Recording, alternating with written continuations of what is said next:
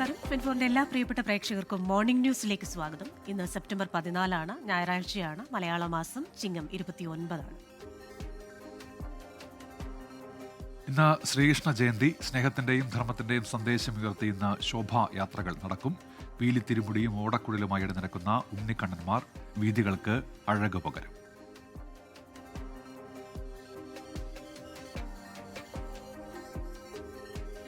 ഇന്നത്തെ ദിവസത്തിന് മറ്റൊരു പ്രത്യേകത കൂടിയുണ്ട്. ഗ്രന്ഥശാലാ ദിനമാണ്. 1945 സെപ്റ്റംബർ 14 തിരുവിതാംകൂറിൽ നടന്ന അഖില തിരുവിതാംകൂർ ഗ്രന്ഥശാലാ സമ്മേളനത്തിന്റെ ഓർമ്മയ്ക്കായാണ് ഈ ദിനം ആചരിക്കുന്നത്. സാക്ഷരതാ നിരക്ക് മെച്ചപ്പെടുത്താനും ജനങ്ങളിൽ പൗരബോധം വളർത്താനും സഹായിച്ച ഗ്രന്ഥശാലാ പ്രസ്ഥാനത്തിന്റെ പ്രാധാന്യം വ്യക്തമാക്കുന്നതിനാണ് ദിനാചരണം.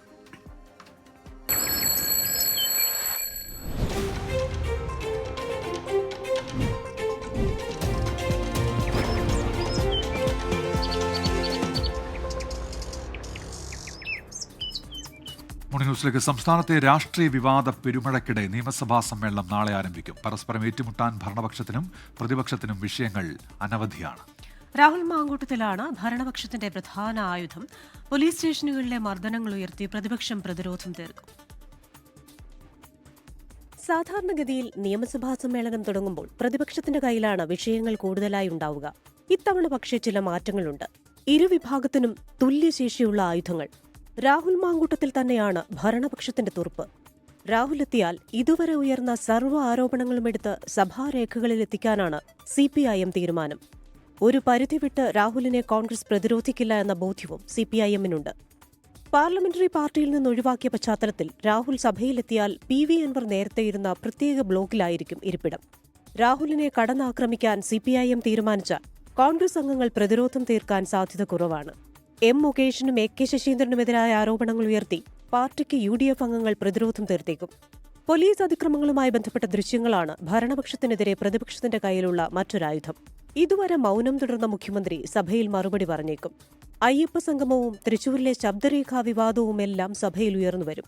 വന്യജീവികളെ വെടിവെച്ചു കൊല്ലാൻ ഉത്തരവിടുന്ന നിയമ ഭേദഗതി ബില്ലടക്കം പ്രധാനപ്പെട്ട നിയമനിർമ്മാണങ്ങൾ സഭയിലെത്തുന്നുണ്ട്. ഒക്ടോബർ 10 വരെയാണ് സഭ ചേരുന്നത്. 24 തിരുവനന്തപുരം. നാളെ നടക്കുന്ന നിയമസഭാ സമ്മേളനത്തിൽ രാഹുൽ മാങ്കൂട്ടത്തിൽ പങ്കെടുക്കുമോ എന്നതിൽ രാഷ്ട്രീയ ആകാംക്ഷ തുടരുന്നു. രാഹുൽ പങ്കെടുക്കേണ്ടതില്ലെന്നാണ് ഭൂരിഭാഗം നേതാക്കളുടെയും നിലപാട്. എന്നാൽ അന്തിമ തീരുമാനം രാഹുൽ മാങ്കൂട്ടത്തിൽ തന്നെയാകും സ്വീകരിക്കുക. തുടർച്ചയായി പുറത്തുവരുന്ന പോലീസ് മർദ്ദനങ്ങളിൽ സഭ പ്രക്ഷുബ്ധമാക്കാനാണ് പ്രതിപക്ഷത്തിന് നീക്കം. രാഹുൽ മാങ്കൂട്ടത്തിൽ സഭയിലുണ്ടെങ്കിൽ ഇത്തരം വിഷയങ്ങളിൽ നിന്ന് ശ്രദ്ധ വ്യതിചലിക്കുമെന്നാണ് VD സതീശൻ പക്ഷത്തിന്റെ നിലപാട്. അതിനാൽ രാഹുൽ മാങ്കൂട്ടത്തിൽ സമ്മേളനത്തിൽ പങ്കെടുക്കേണ്ടതില്ല എന്നതാണ് കോൺഗ്രസിലെ ഭൂരിപക്ഷ അഭിപ്രായം. രാഹുലിനെ അനുകൂലിക്കുന്ന നേതാക്കൾക്കും ഇതേ അഭിപ്രായമാണ്. നിയമസഭയിൽ എത്തേണ്ടതില്ലെന്ന് നേതാക്കൾ രാഹുൽ മാങ്കൂട്ടത്തിലിനെ അറിയിച്ചു. എന്നാൽ വിഷയത്തിൽ അന്തിമ തീരുമാനമെടുക്കേണ്ടത് രാഹുൽ തന്നെയാണ്. സസ്പെൻഷൻ വിവരം സ്പീക്കറെ അറിയിച്ച പശ്ചാത്തലത്തിൽ പാർട്ടി നിർദ്ദേശം രാഹുലിന് അനുസരിക്കേണ്ടതില്ല. കോൺഗ്രസിനെ പ്രതിരോധത്തിലാക്കി സഭയിലെത്തില്ലെന്ന് രാഹുൽ നേതാക്കളെ അറിയിച്ചെന്നാണ് വിവരം. എങ്കിലും വിഷയത്തിൽ അവസാനം വരെ സസ്പെൻസ് തുടരും. അതിനിടെ കോൺഗ്രസിലെ സൈബർ യുദ്ധം തുടരുകയാണ്. രാഹുലിന്റെ സഭാ പ്രാതിനിധ്യത്തെ ചൊല്ലിയാണ് പുതിയ തർക്കം. രാഹുൽ മാങ്കൂട്ടത്തിൽ നിയമസഭയിൽ എത്തണമെന്ന് ഒരു വിഭാഗം പറയുന്നു. എന്നാൽ ഉയർന്നു വന്ന ആരോപണങ്ങളിൽ വ്യക്തത വരുത്തിയ ശേഷം സഭാ സമ്മേളനത്തിൽ പങ്കെടുത്താൽ മതിയെന്നാണ് ചില കോൺഗ്രസ് അനുകൂല ഫേസ്ബുക്ക് പേജുകളിലെ ചർച്ച.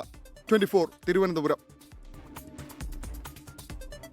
വയനാട് പുൽപ്പള്ളി മുള്ളൻകൊല്ലിയിലെ കോൺഗ്രസ് നേതാവ് ജോസ് നെല്ലേടത്തിന്റെ ആത്മഹത്യയുമായി ബന്ധപ്പെട്ട് ബന്ധുക്കളുടെയും സുഹൃത്തുക്കളുടെയും മൊഴിയെടുക്കാൻ പോലീസ്. ഇന്ന് മൊഴി രേഖപ്പെടുത്താനാണ് പോലീസിന്റെ നീക്കം. ജോസ് നെല്ലേടത്തിന്റേത് ആത്മഹത്യ എന്ന സ്ഥിരീകരണമുണ്ടെങ്കിലും ഇതിലേക്ക് നയിച്ച കാരണങ്ങൾ സംബന്ധിച്ചാണ് പോലീസിന്റെ അന്വേഷണം. വിവരങ്ങളുമായി വയനാട്ടിൽ നിന്ന് സുർജിത് അയ്യപ്പത്താണ് ചേരുന്നത്. സുർജിത്തെ, ഗുഡ് മോർണിംഗ്. ഈ വിഷയത്തിൽ നമ്മൾ മരണത്തിന് തൊട്ടു മുമ്പ് ജോസ് നെല്ലേടത്തിന്റെ ഒരു വീഡിയോ കണ്ടിരുന്നു. എന്താണ് അദ്ദേഹത്തിന്റെ മരണത്തിലേക്ക് നയിച്ചതെന്ന കാര്യം അതിൽ കൃത്യമായി പറയുന്നുണ്ട്. ഒപ്പം തന്നെ ബന്ധുക്കളും കുടുംബവും ഒക്കെ ചില ആരോപണങ്ങൾ ഉന്നയിച്ചിരുന്നു. ഇക്കാര്യത്തിൽ ഒരു മൊഴിയെടുപ്പ് നടക്കുകയാണല്ലോ. ഏത് രീതിയിലായിരിക്കും ഈ കേസിനെ അവർ കൈകാര്യം ചെയ്യുക? കൃഷ്ണ, ഇതുമായി ബന്ധപ്പെട്ട് അന്വേഷണം വളരെ സജീവമായ രീതിയിൽ തന്നെ മുന്നോട്ട് പോകുന്നുണ്ട് എന്നുള്ളതാണ് വ്യക്തമാവുന്നത്. ഇതിനിടയിൽ മുള്ളൻകൊല്ലിയിൽ കോൺഗ്രസിൽ നേതൃമാറ്റത്തിനുള്ള സാധ്യത കാണുന്നു. മുള്ളൻകൊല്ലിയിലെ ഉൾപാർട്ടി പ്രശ്നങ്ങൾ പരിഹരിക്കാൻ KPCC പ്രത്യേക സമിതിയെ നിയോഗിക്കണം എന്നുള്ളതാണ് DCCയുടെ ആവശ്യം. തദ്ദേശ തെരഞ്ഞെടുപ്പിന് മുന്നോടിയായി ഇക്കാര്യത്തിലൊരു നടപടി ഉണ്ടാകുമെന്നുള്ളതാണ് അറിയാൻ കഴിയുന്നത്.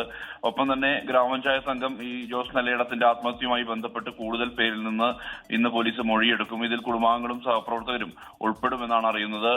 ഒപ്പം തന്നെ കോൺഗ്രസ് ഈ വാർഡ് പ്രസിഡന്റ് തങ്കച്ചനെ കള്ളക്കേസിൽ കുടുക്കിയ സംഭവത്തിൽ കൂടുതൽ അറസ്റ്റുകൾക്കും സാധ്യതയുണ്ട്.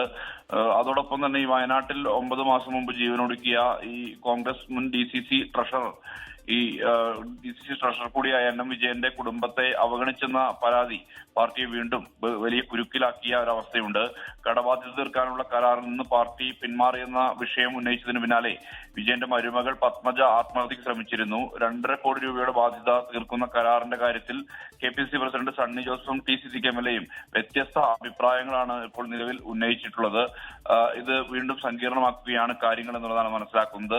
ഇതിൽ കൂടുതൽ വ്യക്തത വേണം എന്നുള്ള ആവശ്യമാണ് കുടുംബം ഉന്നയിക്കുന്നത്. കുടുംബം ഇന്നും മാധ്യമങ്ങളെ കാണാനുള്ള സാധ്യത തള്ളിക്കളയാൻ കഴിയുകയില്ല. അതേസമയം ഈ കോൺഗ്രസിലെ ഗ്രൂപ്പ് വഴക്കുമായി ബന്ധപ്പെട്ട് ഇപ്പോൾ നിലവിൽ 5ാമത്തെ മരണമാണ് എന്നുള്ള തരത്തിൽ, 5ാമത്തെ ആത്മഹത്യയാണെന്നുള്ള തരത്തിലുള്ള ആക്ഷേപമാണ് ഉയർന്നു വരുന്നത്. നേരത്തെ 2015 നവംബർ മാസത്തിലാണ് മാനന്തവാടി കോൺഗ്രസിന്റെ ബ്ലോക്ക് കമ്മിറ്റിയുടെ പ്രസിഡന്റായിട്ടുള്ള PV ജോൺ പാർട്ടി ഓഫീസിനുള്ളിൽ തൂങ്ങി മരിച്ചത്. തെരഞ്ഞെടുപ്പ് പരാജയമായിരുന്നു ഇതിന്റെ പ്രേരണ എന്നുള്ളതാണ്. ഒപ്പമുണ്ടെന്ന് വിശ്വസിപ്പിച്ച് നേതൃത്വം വഞ്ചിച്ചു എന്ന വിഷമത്തിലായിരുന്നു അദ്ദേഹം ആത്മഹത്യ ചെയ്തെന്നുള്ളതാണ് പറയപ്പെടുന്നത്. ഇതിനുശേഷം ഈ 2023 കേളക്കവല സ്വദേശിയായ കോൺഗ്രസ് നേതാവുമായ രാജേന്ദ്രൻ നായർ ആത്മഹത്യ ചെയ്യുന്നത്. പുൽപ്പള്ളി സഹകരണ ബാങ്കിലെ വായ്പാ തട്ടിപ്പിന്റെ ഇരയായിരുന്നു അദ്ദേഹം. കോൺഗ്രസ് പ്രവർത്തകൻ കൂടിയായ രാജേന്ദ്രൻ നായർ ആത്മഹത്യ ചെയ്യുന്ന അവസ്ഥയിലേക്ക് എത്തിയത്. ഇതിനുശേഷമാണ് ഇപ്പോൾ NM വിജയനും മകനും ആത്മഹത്യ ചെയ്തത്. അതിന് തൊട്ടു പിന്നാലെ ഇപ്പോൾ ജോസ് നെല്ലേടവും ആത്മഹത്യ ചെയ്തിരിക്കുന്നു. ഇത്തരത്തിൽ 5 ആത്മഹത്യകൾ കോൺഗ്രസുമായി ബന്ധപ്പെട്ട് നടന്നിട്ടുണ്ടെന്നുള്ളതാണ് ഉയരുന്ന ആക്ഷേപം. ശരി, സുർജിത്ത് അയ്യപ്പത്താണ് വയനാട്ടിൽ നിന്ന് വിശദാംശങ്ങൾ നൽകിയത്. തിരുവനന്തപുരം കിളിമാനൂരിൽ വയോധികനെ ഇടിച്ച് കൊന്നത് പാറശാല SHO P അനിൽകുമാറിന്റെ വാഹനം എന്ന് കണ്ടെത്തിയതോടെ വാഹനം ഓടിച്ചതാര് എന്ന് അന്വേഷിക്കുകയാണ് പോലീസ്. ഇപ്പോൾ വാഹനം ഓടിച്ചത് അനിൽകുമാറാണോ എന്നാണ് പരിശോധിക്കുന്നത്. കിളിമാനൂർ ചേണിക്കുഴി സ്വദേശി രാജനാണ് കാർ ഇടിച്ചു മരിച്ചത്. വിവരങ്ങളുമായി തിരുവനന്തപുരത്ത് നിന്ന് മനീഷ് മഹിപാലാണ് ചേരുന്നത്. Manish, good morning. ഏത് തരത്തിലുള്ള ഒരു പരിശോധനയായിരിക്കും ഇക്കാര്യത്തിൽ ഉണ്ടാകുക? അതിനുശേഷമാണല്ലോ ഈ വാഹനം ഓടിച്ചത് ആരാണെന്ന് സ്ഥിരീകരിക്കാനാകുക. നിലവിൽ കിളിമാനൂർ പോലീസ് ദിവസങ്ങളെടുത്ത് നടത്തിയ അന്വേഷണത്തിലാണിത് പാറശാല SHO അനിൽകുമാറാണെന്ന് കണ്ടെത്തിയത്. അതുമായി ബന്ധപ്പെട്ട CCTV ദൃശ്യങ്ങളിൽ കാർ ഓടിച്ചു കൊണ്ട് പോകുന്നത് ആര് എന്ന രീതിയിലുള്ള ചില ദൃശ്യങ്ങൾ കൂടി പോലീസിന് ലഭ്യമായിട്ടുണ്ട്. പോലീസ് പക്ഷേ ഇത് വാഹനം സംബന്ധിച്ചുള്ള വിവരങ്ങൾ പുറത്തുവിട്ടിട്ടുണ്ടെങ്കിലും ആരാണ് വാഹനം ഓടിച്ചതെന്ന് പോലീസ് കണ്ടെത്തിയിട്ടുണ്ടോ, അല്ലെങ്കിൽ കണ്ടെത്തിയിട്ടുണ്ടെങ്കിൽ തന്നെ അത് ആരാണെന്നുള്ള വിവരം നിലവിൽ പുറത്തുവിട്ടിട്ടില്ല. കാരണം ഇതുമായി ബന്ധപ്പെട്ട നേരത്തെ തന്നെ ഈ അജ്ഞാത വാഹനം ഇടിച്ച സമയത്ത് പോലീസ് ആരാണെന്ന് കണ്ടെത്തുന്ന മുമ്പ് രജിസ്റ്റർ ചെയ്ത കേസ് അനുസരിച്ച് ഈ മരിച്ച രാജൻ 1 മണിക്കൂറോളം നേരമാണ് റോഡിൽ രക്തം വാർന്നു കിടന്നത്. അതായത് പുലർച്ചെ രാവിലെ 4 മണിക്കും 5 മണിക്കും ഇടയിലാണ് ഈ അപകടം ഉണ്ടാകുന്നത്. കിളിമാനൂർ MC റോഡിൽ കിളിമാനൂർ പോലീസ് സ്റ്റേഷന് സമീപത്ത് വെച്ചാണ് രാവിലെ അപകടം ഉണ്ടാകുന്നത്. 4 മണിക്ക് 5 മണിക്കും ഇടയിൽ അപകടം ഉണ്ടാകുന്നു. പിന്നീട് 6 മണിയോടുകൂടിയാണ് നാട്ടുകാർ അല്ലെങ്കിൽ ജനങ്ങൾ ഈ നിലത്ത് കിടക്കുന്ന, ചോരയിൽ കുളിച്ച് കിടക്കുന്ന, രക്തം വാർന്നു കിടന്ന രാജനെ പിന്നീട് തിരുവനന്തപുരം മെഡിക്കൽ കോളേജിൽ എത്തിച്ചത്. അതുകൊണ്ട് തന്നെ മരണത്തിലെ ഒരു പ്രധാനപ്പെട്ട കാരണം ആരും ശ്രദ്ധിക്കാതെ പോയതും ഈ വാഹനം ഇടിച്ചിട്ട് നിർത്താതെ പോയതുമാണ്. ഒരു പക്ഷേ വാഹനം ഇടിച്ചപ്പോൾ അത് നിർത്തി ഇദ്ദേഹത്തെ ആശുപത്രിയിൽ എത്തിച്ചെങ്കിൽ ജീവൻ രക്ഷിക്കാനായനെ. പക്ഷേ ഇവിടെ ജീവൻ രക്ഷിക്കാനായില്ല. അതുകൊണ്ട് തന്നെ മനഃപൂർവ്വമല്ലാത്ത നരഹത്യയാണ് സാധാരണ ഇതിൽ ഇത്തരം കേസുകളിൽ ചുമത്താറുള്ളത്. പക്ഷേ ഇവിടെ മനഃപൂർവ്വമല്ലാത്ത നരഹത്യ മാത്രം ആയിരിക്കില്ല. ഇവിടെ വാഹനം നിർത്താതെ പോയതിനുള്ള ഗുരുതരമായ വകുപ്പുകളടക്കം ചുമത്തുന്നത് ജാമ്യമില്ലാ വകുപ്പുകളാണ്. അതുകൊണ്ട് തന്നെ അദ്ദേഹത്തിന് വകുപ്പുതല നടപടി കൂടി SHO അനിൽകുമാറിനെതിരെ ഉണ്ടാകും. നിലവിൽ ഈ ഉദ്യോഗസ്ഥൻ തിരുവനന്തപുരം ജില്ലയില്ല, മറ്റൊരു കേസിന് അന്വേഷണവുമായി ബന്ധപ്പെട്ട് വേറൊരു ജില്ലയിലാണ്. അന്ന് ഈ വാഹനം നിർത്താതെ പോയത് സംബന്ധിച്ച് ഇദ്ദേഹമാണ് വണ്ടി ഓടിച്ചതെങ്കിൽ അത് വിശദീകരിക്കേണ്ടി വരും. അല്ലെങ്കിൽ ഇത്തരം കേസുകൾ ചുമത്തിയാൽ സ്വാഭാവികമായും ജാമ്യമില്ലാത്ത കേസായതുകൊണ്ട് തന്നെ കോടതിയുടെ പരിഗണനയിലെത്തിയാൽ റിമാൻഡ് ചെയ്യപ്പെടുന്നതൊക്കെ തന്നെ നിലയിലേക്ക് എത്തും. അത് വകുപ്പ് തലത്തിൽ സസ്പെൻഷനിലേക്ക് അടക്കം എത്താനുള്ള സാധ്യത കൂടിയുണ്ട്. അതുകൊണ്ട് തന്നെ കിളിമാനൂർ പോലീസ് ഇത് സംബന്ധിച്ചുള്ള ഒരു സ്ഥിരീകരണത്തിലേക്ക്, അനിൽകുമാറാണ് വാഹനം ഓടിച്ചെന്ന സ്ഥിരീകരണത്തിലേക്ക് എത്തിയിട്ടില്ല. ഈ മരിച്ച രാജൻ 59 വയസ്സാണ്. അദ്ദേഹം രാവിലെ ജോലിക്ക് പോകാൻ വേണ്ടി വീടിന് സമീപത്ത് റോഡിലേക്ക് എത്തി ചായ കുടിച്ച് തിരിച്ച് റോഡിലേക്ക് ഇറങ്ങുന്ന സമയത്താണ് ഈ വാഹനം എത്തിയത്. കിളിമാനൂർ പോലീസിൻ്റെ FIR അനുസരിച്ച് ഈ വാഹനം അമിത വേഗത്തിലായിരുന്നു. അത് മാരുതി 800 വാഹനമായിരുന്നു. അമിത വേഗത്തിൽ അലക്ഷ്യമായി എത്തിയതാണ് ഈ രാജനെ ഇടിച്ചു തെറിപ്പിക്കാൻ കാരണം. പിന്നീട് വാഹനം നിർത്താതെ പോയതും ഇയാൾ മരിക്കാനായ ഒരു പ്രധാനപ്പെട്ട കാരണമാണെന്ന് FIR പറയുന്നുണ്ട്. ക്രിസ്റ്റീന, ഉന്മേഷ്. മനീഷ് മഹിപാലാണ് വിവരങ്ങൾ നൽകിയത് തിരുവനന്തപുരത്ത് നിന്ന്. നടൻ വിജയ് തമിഴ്നാട് പര്യടനം ആരംഭിച്ച അതേ ദിവസം തന്നെ തമിഴ്നാട് മുഖ്യമന്ത്രി എം കെ സ്റ്റാലിനെ വാനോളം പുകഴ്ത്തി നടൻ രജനീകാന്ത്. ഇന്ത്യൻ രാഷ്ട്രീയത്തിലെ നക്ഷത്രമാണ് എം കെ സ്റ്റാലിൻ എന്നായിരുന്നു രജനീകാന്തിന്റെ പരാമർശം. സംഗീത സംവിധായകൻ ഇളയരാജയുടെ സംഗീത ജീവിതത്തിന്റെ 50 വർഷം ആഘോഷിക്കുന്ന തമിഴ്നാട് സർക്കാരിന്റെ വേദി. മുഖ്യമന്ത്രി എം കെ സ്റ്റാലിനും കമൽഹാസനും ഉൾപ്പെടെ പ്രമുഖർ. ഈ വേദിയിലായിരുന്നു രജനീകാന്തിന്റെ പുകഴ്ത്തൽ.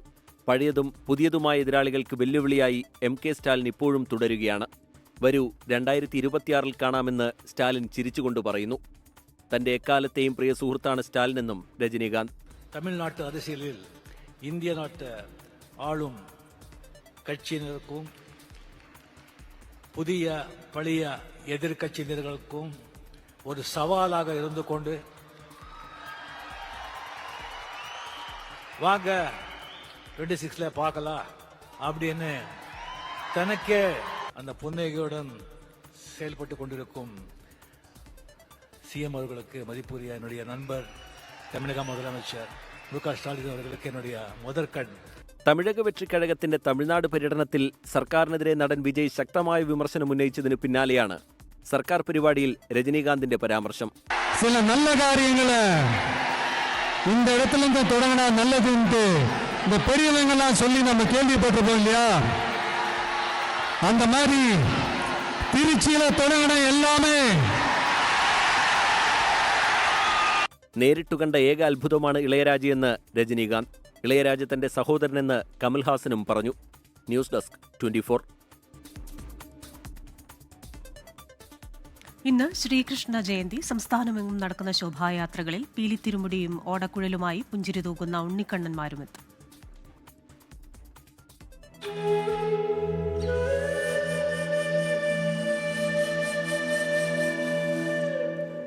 സ്നേഹത്തിന്റെയും വിശ്വാസത്തിന്റെയും സന്ദേശമുണർത്തുന്നതാണ് ഓരോ ശ്രീകൃഷ്ണ ജയന്തിയും. ഉണ്ണിക്കണ്ണന്റെ ഓർമ്മകളാണ് ശ്രീകൃഷ്ണ ജയന്തി ദിനത്തിൽ ഭക്തമനസ്സുകളിൽ നിറയുക. ദ്വാപരയുഗത്തിലെ ഭദ്രപാദ മാസത്തിൽ കൃഷ്ണപക്ഷത്തിലെ 8ാം തിഥിയിൽ രോഹിണി നക്ഷത്രത്തിലാണ് ശ്രീകൃഷ്ണൻ ജനിച്ചതെന്നാണ് വിശ്വാസം. കേരളത്തിൽ ശ്രീകൃഷ്ണ ജയന്തി എന്നാണ് പേരെങ്കിൽ മറ്റിടങ്ങളിൽ ജന്മാഷ്ടമി, ഗോകുലാഷ്ടമി, കൃഷ്ണാഷ്ടമി എന്നെല്ലാം അറിയപ്പെടുന്നു. ശ്രീകൃഷ്ണ ജയന്തി ദിനത്തിൽ കേരളത്തിലെ ക്ഷേത്രങ്ങളിൽ വിശേഷാൽ പൂജകളും വഴിപാടുകളും നടക്കും. വിപുലമായ പിറന്നാൾ സദ്യയും മിക്ക ക്ഷേത്രങ്ങളിലും ഒരുക്കിയിട്ടുണ്ട്. പുല്ലാങ്കുഴൽ നാദവും മയിൽപീലിയുടെ മനോഹാരിതയുമൊക്കെയായി ശോഭായാത്രയിൽ കുസൃതികളുമായി ഉണ്ണിക്കണ്ണന്മാരും കുഞ്ഞുരാധമാരും നിറയുന്ന ദിവസം കൂടിയാണിത്. Research desk 24. അമ്പലപ്പുഴ ശ്രീകൃഷ്ണസ്വാമി ക്ഷേത്രത്തിൽ പാൽപ്പായസം തയ്യാറാക്കാൻ ഭീമൻ വാർപ്പെത്തി. 1500 ലിറ്റർ ശേഷിയുള്ള വാർപ്പിലാണ് ഇനി പായസം തയ്യാറാക്കുക. പ്രതിദിന പായസോൽപാദനം വർദ്ധിപ്പിച്ചതോടെയാണ് പുതിയ വാർപ്പ് എത്തിച്ചത്. പാൽപ്പായസത്തിന്റെ വിലവർദ്ധനവും ഉടൻ പ്രാബല്യത്തിൽ വരും. പ്രതിദിനം 225 ലിറ്റർ പാൽപ്പായസമാണ് നിലവിൽ ഉൽപ്പാദിപ്പിക്കുന്നത്. ഇത് 350 ലിറ്റർ ആക്കാനാണ് തന്ത്രിയുടെ നിർദ്ദേശം. ദേവസ്വം ബോർഡിന്റെ അംഗീകാരം കൂടി ലഭിച്ചതോടെയാണ് കൂടുതൽ ഉൽപ്പാദനത്തിനായി 1500 ലിറ്റർ ശേഷിയുള്ള ഭീമൻ വാർപ്പ് എത്തിച്ചത്. 1810 കിലോയാണ് വാർപ്പിന്റെ ഭാരം. ക്രെയിൻ ഉപയോഗിച്ചാണ് തിടപ്പള്ളിയിൽ പ്രത്യേകം തയ്യാറാക്കിയ അടുപ്പിലേക്ക് വാർപ്പ് സ്ഥാപിച്ചത്. നിരവധി തൊഴിലാളികളും വാർപ്പ് ഉയർത്തി മാറ്റാനായി വേണ്ടിവന്നു. 1 മാസം മുമ്പ് തന്നെ പുതിയ വാർപ്പ് സ്ഥാപിക്കാനുള്ള നിർമ്മാണ ജോലികൾ ക്ഷേത്രത്തിൽ ആരംഭിച്ചിരുന്നു. പാൽപ്പായസം തയ്യാറാക്കുന്നതിനായി നിലവിൽ ഉപയോഗിച്ചുകൊണ്ടിരുന്ന വാർപ്പ് അത് അപര്യാപ്തമായ ഒരു സാഹചര്യം ഉണ്ടായി. കാരണം അതിൻ്റെ ആവശ്യക്കാർ ധാരാളം വരുന്നു. അവർക്ക് മുഴുവൻ ആളുകൾക്കും ഒരു പായസം കൊടുക്കാൻ പറ്റാത്ത തരത്തിലേക്ക് അതിൻ്റെ ആവശ്യക്കാരുടെ എണ്ണം വർദ്ധിച്ചു കഴിഞ്ഞിട്ടേ. ആ പായസത്തിൻ്റെ വാർപ്പ് നമ്മൾ നിലവിൽ തയ്യാറാക്കുന്ന വാർപ്പിൻ്റെ ഇരട്ടി തയ്യാറാക്കത്തക്കെന്നുള്ളൊരു വലിയ വാർപ്പ് തിരുവിതാംകൂർ ദേവസ്വം ബോർഡ് ഭഗവാൻ സമർപ്പിച്ചിരിക്കുകയാണ്. ദേവസ്വം ബോർഡിന്റെ കൊട്ടേഷൻ പ്രകാരം മാന്നാർ സ്വദേശി അനന്തനാചാരിയാണ് വാർപ്പ് നിർമ്മിച്ചത്. നിലവിൽ 160 രൂപയാണ് 1 ലിറ്റർ അമ്പലപ്പുഴ പാൽപ്പായസത്തിന്റെ വില. ഇത് 260 രൂപയിലേക്ക് ഉയർത്താനാണ് ദേവസ്വം ബോർഡിന്റെ തീരുമാനം. ചിങ്ങം 1 മുതൽ വിലവർദ്ധനവ് പ്രാബല്യത്തിൽ വരുത്താൻ ആലോചിച്ചിരുന്നെങ്കിലും നടപ്പായില്ല. പുതിയ വാർപ്പെത്തിച്ച പാൽപ്പായസ ഉൽപ്പാദനം വർദ്ധിപ്പിച്ച സാഹചര്യത്തിൽ വിലവർദ്ധനവും ഉടൻ നിലവിൽ വരും. 24 ആലപ്പുഴ. ശ്രീകൃഷ്ണ ജയന്തിയോടനുബന്ധിച്ച് ക്ഷേത്രങ്ങളിൽ പ്രത്യേക പൂജകളും ശോഭായാത്രകളും നടക്കും. ഗുരുവായൂരിൽ നിന്ന് വിഷ്ണു സുരേഷ് ചേരുകയാണ്. Vishnu, good morning. ഗുരുവായൂർ ക്ഷേത്രം സജ്ജമാണ് ഇന്ന് അഷ്ടമി രോഹിണി ദിനത്തിൽ ശ്രീകൃഷ്ണ ജയന്തി ആഘോഷങ്ങൾക്ക്. ഒപ്പം തന്നെ ഭിന്നശേഷിക്കാർക്കും ഗർഭിണികൾക്കും മുതിർന്ന പൗരന്മാർക്കും ഒക്കെയായി പ്രത്യേക ക്രമീകരണങ്ങളുമുണ്ടല്ലോ.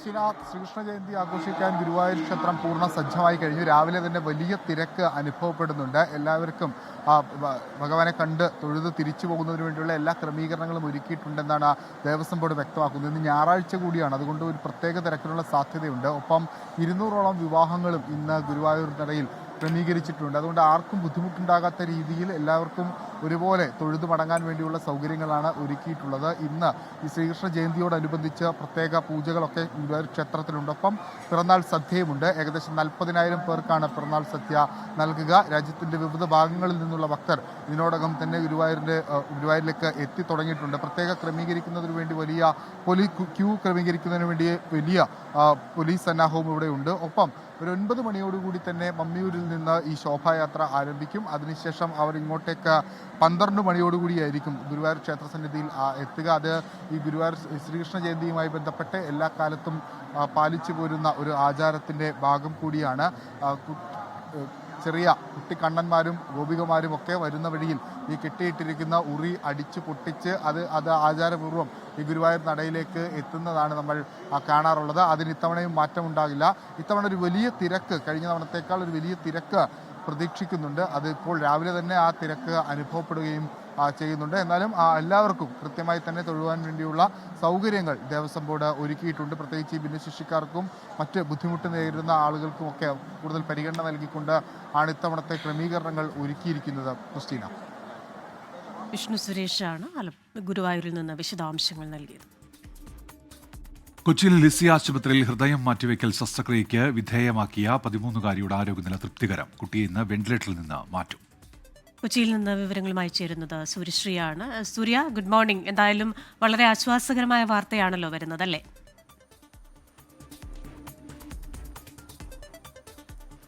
തീർച്ചയായും ക്രിസ്റ്റീന, ഈ കഴിഞ്ഞ 2 ദിവസങ്ങളിലായി നമ്മുടെ നാടൊന്നാകെ ഹൃദയപൂർവ്വം തന്നെ കണ്ട ഒരു കാഴ്ചയാണ് ഈ 2 അവയവ കൈമാറ്റം. ഈ ആദ്യ ദിവസവും 11-ാം തീയതിയും 12-ാം തീയതിയും ഇത്തരത്തിലുള്ള 2 ഹൃദയമാറ്റ ദൗത്യത്തിനാണ് നമ്മുടെ കേരളം ഒന്നാകെ സാക്ഷ്യം വഹിച്ചിരുന്നത്. അതിൽ കഴിഞ്ഞ ദിവസം അങ്കമാലി സ്വദേശിയായ മസ്തിഷ്ക മരണം സംഭവിച്ച, വാഹനാപകടത്തിൽ ചികിത്സയിലിരിക്കെ മസ്തിഷ്ക മരണം സംഭവിച്ച ബിൽജിത്തിന്റെ ഹൃദയം കൊല്ലം അഞ്ചൽ സ്വദേശിയായ 13 വയസ്സുകാരിയിൽ ആണ് അവസാനമായി മാറ്റിവെച്ചത്. ഇന്നലെ കൂടിയായിരുന്നു ഈ 13 വയസ്സുകാരുടെ ശസ്ത്രക്രിയ കഴിഞ്ഞത്. അതിനുശേഷം കുട്ടിയെ വെന്റിലേറ്ററിന്റെ സഹായത്തോടു കൂടി ചികിത്സയിൽ തുടരുകയാണ്. ഇന്ന് പുലർച്ചെ ഡോക്ടർ എത്തി പരിശോധന ശേഷം കുട്ടിയെ വെന്റിലേറ്ററിൽ നിന്ന് മാറ്റുമെന്നാണ് ആശുപത്രി അധികൃതർ അറിയിച്ചിരിക്കുന്നത്. കഴിഞ്ഞ 3 വർഷമായി ഇപ്പോൾ ഈ 13 വയസ്സുകാരി ഹൃദയ സംബന്ധമായ അസുഖത്തെ തുടർന്ന് ചികിത്സയിലായിരുന്നു. തിരുവനന്തപുരം ശ്രീചിത്രയിലായിരുന്നു കുട്ടി ചികിത്സ തേടിക്കൊണ്ടിരുന്നത്. കഴിഞ്ഞ ദിവസം ഈ 12-ാം തീയതിയാണ് ഈ എറണാകുളം ലിസി ആശുപത്രിയിൽ നിന്ന് ഇത്തരത്തിൽ അനുയോജ്യമായൊരു ഹൃദയം ലഭ്യമാണെന്ന് അടക്കമുള്ള വിവരം കുട്ടിയുടെ കുടുംബത്തെ അറിയിക്കുകയും തുടർന്ന് വന്ദേ ഭാരത് വഴിയാണ് ഈ ഒരു രക്ഷാദൗത്യം നടത്തിയത്. കുട്ടിയെ വന്ദേ ഭാരതിൽ നിന്ന് കൊല്ലത്ത് നിന്ന് കൊച്ചിയിലേക്ക് എത്തിക്കുന്നു. കൃത്യം 7 മണിയോടുകൂടി കുട്ടി കൊച്ചിയിലെത്തുകയും 7:10 ലിസി ആശുപത്രിയിൽ എത്തുന്നു. തുടർന്ന് അവസാനഘട്ട പരിശോധനയിൽ ഹൃദയം അനുയോജ്യമാണെന്ന് ഒരു 11:30 സ്ഥിരീകരിക്കുന്നു. തുടർന്ന് അങ്കമാലി ലിറ്റിൽ ഫ്ലവർ ആശുപത്രിയിൽ ചികിത്സയിലിരിക്കെ മരിച്ച ബിൽജിത്തിന്റെ ഹൃദയവുമായി രാത്രി 1:20 ഹൃദയം ലിസി ആശുപത്രിയിൽ എത്തുന്നു. തുടർന്ന് 3 മണിക്കൂർ നീണ്ട ശസ്ത്രക്രിയയാണ് നടന്നത്. ഇന്നലെ 6:30 ശസ്ത്രക്രിയ പൂർത്തിയായി. തുടർന്ന് കുട്ടിയിൽ ബിൽജിത്തിന്റെ ഹൃദയം സ്പന്ദിക്കുവാൻ തുടങ്ങി എന്നുള്ള വളരെ വലിയ പ്രതീക്ഷ നിറഞ്ഞ വാർത്തയാണ് ഇന്നലെ രാവിലെ നമുക്ക് ലഭിച്ചതിന് ശേഷം ഇന്ന് രാവിലെ കുട്ടിയെ ഡോക്ടറെത്തി പരിശോധന ശേഷം വെന്റിലേറ്ററിൽ നിന്ന് മാറ്റുമെന്നാണ് അറിയാൻ കഴിഞ്ഞത്. കൂടാതെ തന്നെ മറ്റൊരാൾ കൂടി ലിസി ആശുപത്രിയിൽ ഹൃദയം മാറ്റിവെച്ച് ചികിത്സയിൽ തുടരുകയാണ്. കൊല്ലം സ്വദേശിയായ ഐസക് ജോർജിന്റെ ഹൃദയം മാറ്റിവെച്ച അങ്കമാലി സ്വദേശിയായ 28 വയസ്സുകാരനും അവിടെ നിലയിൽ ചികിത്സയിൽ തുടരുകയാണ്. അദ്ദേഹത്തിന് വെന്റിലേറ്ററിൽ നിന്ന് ഇന്നലെ തന്നെ മാറ്റിയിരുന്നു. സ്വന്തമായി ശ്വാസമെടുക്കാൻ തുടങ്ങി എന്നുള്ള പുരോഗതി കൂടി നമുക്ക് അറിയാൻ കഴിഞ്ഞിട്ടുണ്ട്. എന്തായാലും ഈ 2 ഹൃദയമാറ്റം ശസ്ത്രക്രിയകളും വളരെ വലിയ വിജയകരമായി തന്നെ പൂർത്തിയാക്കി എന്ന് തന്നെ പറയാം. ആദ്യ ദിനം നടത്തിയ ഈ അങ്കമാലി സ്വദേശിയിലേക്ക് മാറ്റിവെച്ച ഹൃദയ ശസ്ത്രക്രിയയ്ക്ക് വിധേയനായ വ്യക്തി അങ്കമാലി സ്വദേശി ഇന്നലെ തന്നെ വെന്റിലേറ്ററിൽ നിന്ന് മാറ്റിയിരുന്നു. ഇന്ന് 13 വയസ്സുകാരിയെയും വെന്റിലേറ്ററിൽ നിന്ന് മാറ്റുമെന്നാണ് നമുക്ക് അറിയുവാൻ കഴിയുന്ന വിവരം. ഉന്മേഷ്. വീണ്ടും മോർണിംഗ് ന്യൂസിലേക്ക് അന്താരാഷ്ട്ര വാർത്തകൾ. വാർത്താലോകം.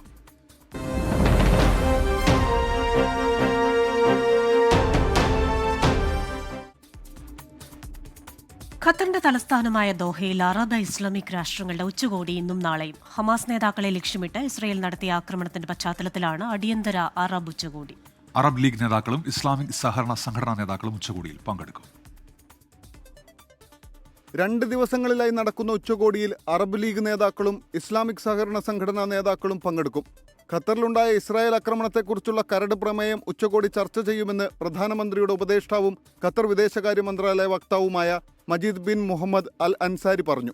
അറബ് ഇസ്ലാമിക വിദേശകാര്യമന്ത്രിമാരുടെ തയ്യാറെടുപ്പ് യോഗമാണ് ആദ്യ ദിവസം. പ്രാദേശിക സുരക്ഷ, രാജ്യത്തിന്റെ പരമാധികാരത്തിന് നേരെയുള്ള കടന്നുകയറ്റം എന്നിവയാകും പ്രധാന ചർച്ചാ വിഷയം.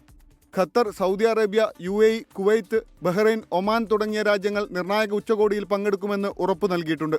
Iraq, Jordan, Lebanon, Palestine, Syria തുടങ്ങിയ അറബ് ലീഗ് നേതാക്കളും പങ്കെടുക്കും. Turkey, Pakistan, Iran, Indonesia, Malaysia, UN പ്രതിനിധികൾ, ആഫ്രിക്കൻ യൂണിയൻ, യൂറോപ്യൻ യൂണിയൻ പ്രതിനിധികൾ എന്നിവരും പങ്കെടുത്തേക്കും. GCC രാജ്യങ്ങൾക്കിടയിലെ ഐക്യം ഉറപ്പുവരുത്തുന്നതിനുള്ള നടപടികൾ യോഗം ചർച്ച ചെയ്യും. അമേരിക്കൻ വ്യോമകേന്ദ്രം ലക്ഷ്യമിട്ട് ഇറാൻ നടത്തിയ ആക്രമണവും ഹമാസ് നേതാക്കളെ ലക്ഷ്യമിട്ട് ഇസ്രായേൽ നടത്തിയ ആക്രമണവും ഗൾഫ് രാജ്യങ്ങൾക്കിടയിൽ ആശങ്ക സൃഷ്ടിക്കുന്നുണ്ട്. ഗസയിൽ 2 വർഷം മുൻപ് തുടങ്ങിയ ഇസ്രായേൽ ആക്രമണത്തിന്റെ പ്രത്യാഘാതം കാതങ്ങൾക്കകലിൽ നിന്ന് രാജ്യസുരക്ഷയെ ബാധിക്കുന്ന സ്ഥിതിയിലേക്ക് എത്തിയതാണ് ആശങ്കകൾക്ക് കാരണം. മാർച്ച് മാസത്തിൽ ഈജിപ്തിലെ കെയ്റോയിൽ ചേർന്ന അറബ് ഉച്ചകോടിയിൽ ഗസയുടെ പുനർനിർമ്മാണവും അറബ് രാജ്യങ്ങളുടെ ഐക്യവുമായിരുന്നു പ്രധാന അജണ്ട. International desk 24. അടിയന്തര അറബ് ഇസ്ലാമിക് ഉച്ചകോടിയിൽ ഇസ്രായേലിനെതിരെ ശക്തമായ നിലപാട് സ്വീകരിക്കാനാണ് സാധ്യത. ജലീൽ കണ്ണമംഗലം തയ്യാറാക്കിയ റിപ്പോർട്ടിലേക്കാണ് ഇനി. ലോകം ഉറ്റുനോക്കുന്ന അടിയന്തര അറബ് ഇസ്ലാമിക ഉച്ചകോടിയാണ് ഇന്ന് ഖത്തറിൽ ആരംഭിക്കുന്നത്. ഇന്നും നാളെയുമായി അറബ് ഇസ്ലാമിക രാഷ്ട്ര നേതാക്കൾ ദോഹയിൽ സമ്മേളിക്കും. ഉച്ചകോടിക്ക് മുന്നോടിയായി വിദേശകാര്യ മന്ത്രിമാർ ചേർന്ന് സംയുക്ത പ്രസ്താവന തയ്യാറാക്കും. ഇസ്രായേൽ പ്രധാനമന്ത്രി നെതന്യാഹുവിനെതിരെ ശക്തമായ നടപടി ഈ ഉച്ചകോടി ആവശ്യപ്പെടും. പ്രത്യേകിച്ച് ഖത്തറിൽ നടന്ന ഇസ്രായേൽ ആക്രമണത്തിൻ്റെ പശ്ചാത്തലത്തിൽ. അതിനു പുറമെ നെതന്യാഹു നടത്തിയ ഭീഷണി, അതായത് ഏതൊക്കെ രാഷ്ട്രങ്ങളാണോ ഹമാസ് നേതാക്കൾക്ക് അഭയം നൽകുന്നത് ആ രാഷ്ട്രങ്ങൾക്കെതിരെ ആക്രമണം ഉണ്ടാകും എന്നുള്ള നെതന്യാഹുവിൻ്റെ ഭീഷണിയും ഉച്ചകോടി ചർച്ച ചെയ്യും. പലസ്തീൻ പ്രശ്നത്തിന് ദ്വിരാഷ്ട്ര പരിഹാരം വേണം എന്നാണ് അറബ് ഇസ്ലാമിക രാജ്യങ്ങളും അതോടൊപ്പം തന്നെ പല യൂറോപ്യൻ, ആഫ്രിക്കൻ രാജ്യങ്ങളും ആവശ്യപ്പെടുന്നത്. ഇതുമായി ബന്ധപ്പെട്ട് കഴിഞ്ഞ ദിവസം UN-ൽ ഉണ്ടായ ഒരു പ്രമേയം പാസാക്കി. ഈ പ്രമേയത്തിന് ഇന്ത്യ ഉൾപ്പെടെയുള്ള 142 രാഷ്ട്രങ്ങളാണ് അനുകൂലമായി വോട്ട് ചെയ്തത്. അമേരിക്കയും ഇസ്രായേലും ഉൾപ്പെടെ 2 രാജ്യങ്ങൾ മാത്രമാണ് എതിർത്ത് വോട്ട് ചെയ്തത്. ഒട്ടേറെ രാജ്യങ്ങൾ പലസ്തീന് അനുകൂലമായി രംഗത്ത് വരുന്നു എന്നുള്ള ഒരു പശ്ചാത്തലം ഈ ഉച്ചകോടിക്ക് ഉണ്ട്. ഇനി എന്ത് നടപടിയാണ് അറബ് ഇസ്ലാമിക രാജ്യങ്ങൾ, ഗൾഫ് രാജ്യങ്ങൾ ഒക്കെ സ്വീകരിക്കേണ്ടത് എന്നതായിരിക്കും ഉച്ചകോടിയിൽ പ്രധാനമായും ചർച്ച വരിക. അമേരിക്കയുമായുള്ള ബന്ധത്തെ ഇത് ബാധിക്കുമോ എന്നുള്ള ഒരു ഉറ്റുനോക്കുകയാണ് ലോകം. അതായത് അമേരിക്കയുടെ ഏറ്റവും വലിയ പശ്ചിമേഷ്യയിലെ സൈനിക താവളമുള്ളത് ഖത്തറിലാണ്. അതോടൊപ്പം തന്നെ മറ്റു ഗൾഫ് രാജ്യങ്ങളിലുമെല്ലാം ഉണ്ട്. അമേരിക്കയുമായുള്ള ഈ ബന്ധത്തെ ബാധിച്ചു കഴിഞ്ഞാൽ അത് മേഖലയിൽ തന്നെ വലിയ ഒരു പ്രതിസന്ധി ഉണ്ടാകും എന്ന് തന്നെയാണ് കരുതുന്നത്. അതുകൊണ്ട് തന്നെ ഉച്ചകോടിക്ക് ഏറെ പ്രാധാന്യമുണ്ട്.